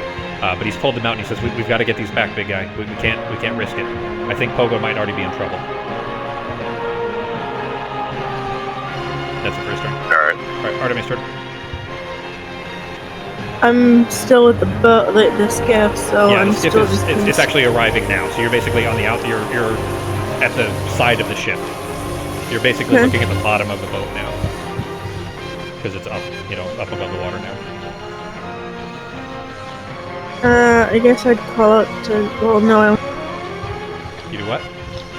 I would just stay around the skiff because I'm still a shark. Okay. Okay, you just stay there and escort then? Yeah. Okay. The Kraken is still, flailing around, but he doesn't seem to be paying you much mind. It still seems like he's going for the ship itself. Okay. And both Norak and Samson are within range. You're both going to get attacked. Samson, he hits.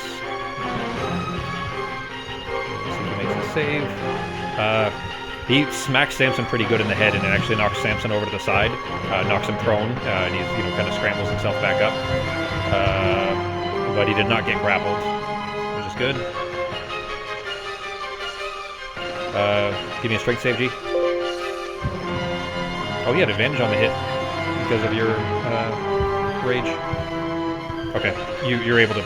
He actually does grasp around you, and you kind of shove off the tentacles enough to kind of force it with the edge of Vulcan to force it to let you go. There you go. And you actually got beat up too. Okay, so the boat has arrived. The ship. Okay, so the ship is literally at this point rolling over to its port side. So if you were still, if you weren't near the edge of the deck, you'd be screwed. But basically, you guys, both Norok and Samson, have to clamber up on the far side of the ship, the outside of the hull, and the skiff actually gets pushed away slightly from the wave, but it's not enough to be a problem. So that the skiff is approached enough that you can make your way onto it. Pogo, you and Sarah are on the broom and just arriving, are almost on your way to the favored wind. Are you doing anything, or just enjoying the flight? Are we still within 60 feet of this boat, or are we literally already up at the other ship? No, you're over 100 feet. You're probably Okay. 130 feet at this point, away from the Emperor. Yeah, I'm just watching and hoping for the best at this point. Okay. You do notice that the way that Sarah's gripping the broom is very strange. It doesn't seem like she should be able to hold onto the broom with that hand. Like the arm doesn't look like it's even there. It looks like she's just holding it, like there's just empty cloth. That's really weird. I'm gonna say I don't think I would be paying attention to that at all. Okay, that's fair. Just gotta throw that out there. You're fleeing a Kraken you don't necessarily notice her fashion choices. Don't think that's gonna be a thing that's in my view of perspective. All right, Norok, you're on the side of the ship. The skiff is just below you. What are you doing? Alright, then I'm gonna yell back at Samson, do you got those plates, or do you want me to grab a couple? Because he pulled the plates out of the bag, right? The little ship plate. Yeah, he did. He kind of like grins a little bit, like sheepishly, and hands over. If you don't, he's like leaning them over to you, like if you don't mind. He doesn't. It's clear that he does not want to give them to you, but he also doesn't want to risk them sinking. So if you have a better chance of jumping into the boat and not sinking with them, because they're a little less heavy for you, of course. Yeah, and I will take those, and then I will try to get my boat, because that's where everybody else is or going, right? That's where Yeah, like everybody. Well, you can't see Arteme, but there's a shark swimming around the skiff. Pogo and Sarah have sailed across. They're already on their way back to the boat on the other ship on the broom. It's just basically you and Samson that have to jump into the boat. Alright. So I'm gonna do that. I'm gonna hop in and then try to, if I can, turn around and help Samson possibly. Okay. You're just jumping straight for the skiff? Yeah, I'm gonna try to aim it right and get gauge to waves second and hop. So I mean, the boat's basically just at water level at this point, right? Yeah, but the ship isn't. You guys are on the side of the ship, which is up by 15 feet.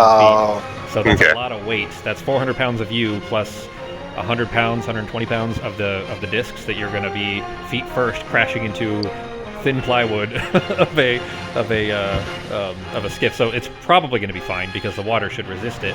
But go ahead and give me an athletics check for your jump. Light feet, buddy. Yeah, that's fine. Okay, you rolled plenty fine. Even with disadvantage, you had an 18 and a 15, so you almost it's almost like a very awkward tuck and roll because there's just really not enough space to actually do that, of course. But you managed to kind of hit it without all of that force being on just the 2 points of your feet. So you almost kind of fall over on your ass as soon as you hit it, so that you don't punch through the bottom of the boat. But you land inside the boat and turn around and look back up. Sarah, are you doing anything, or are you just continuing? So we're how far away? 130? From the favored wind, you were 130, so you're still 370 feet away. It's going to take you, a couple more rounds to make it there, but there's nothing else impeding you. There's nothing in the way.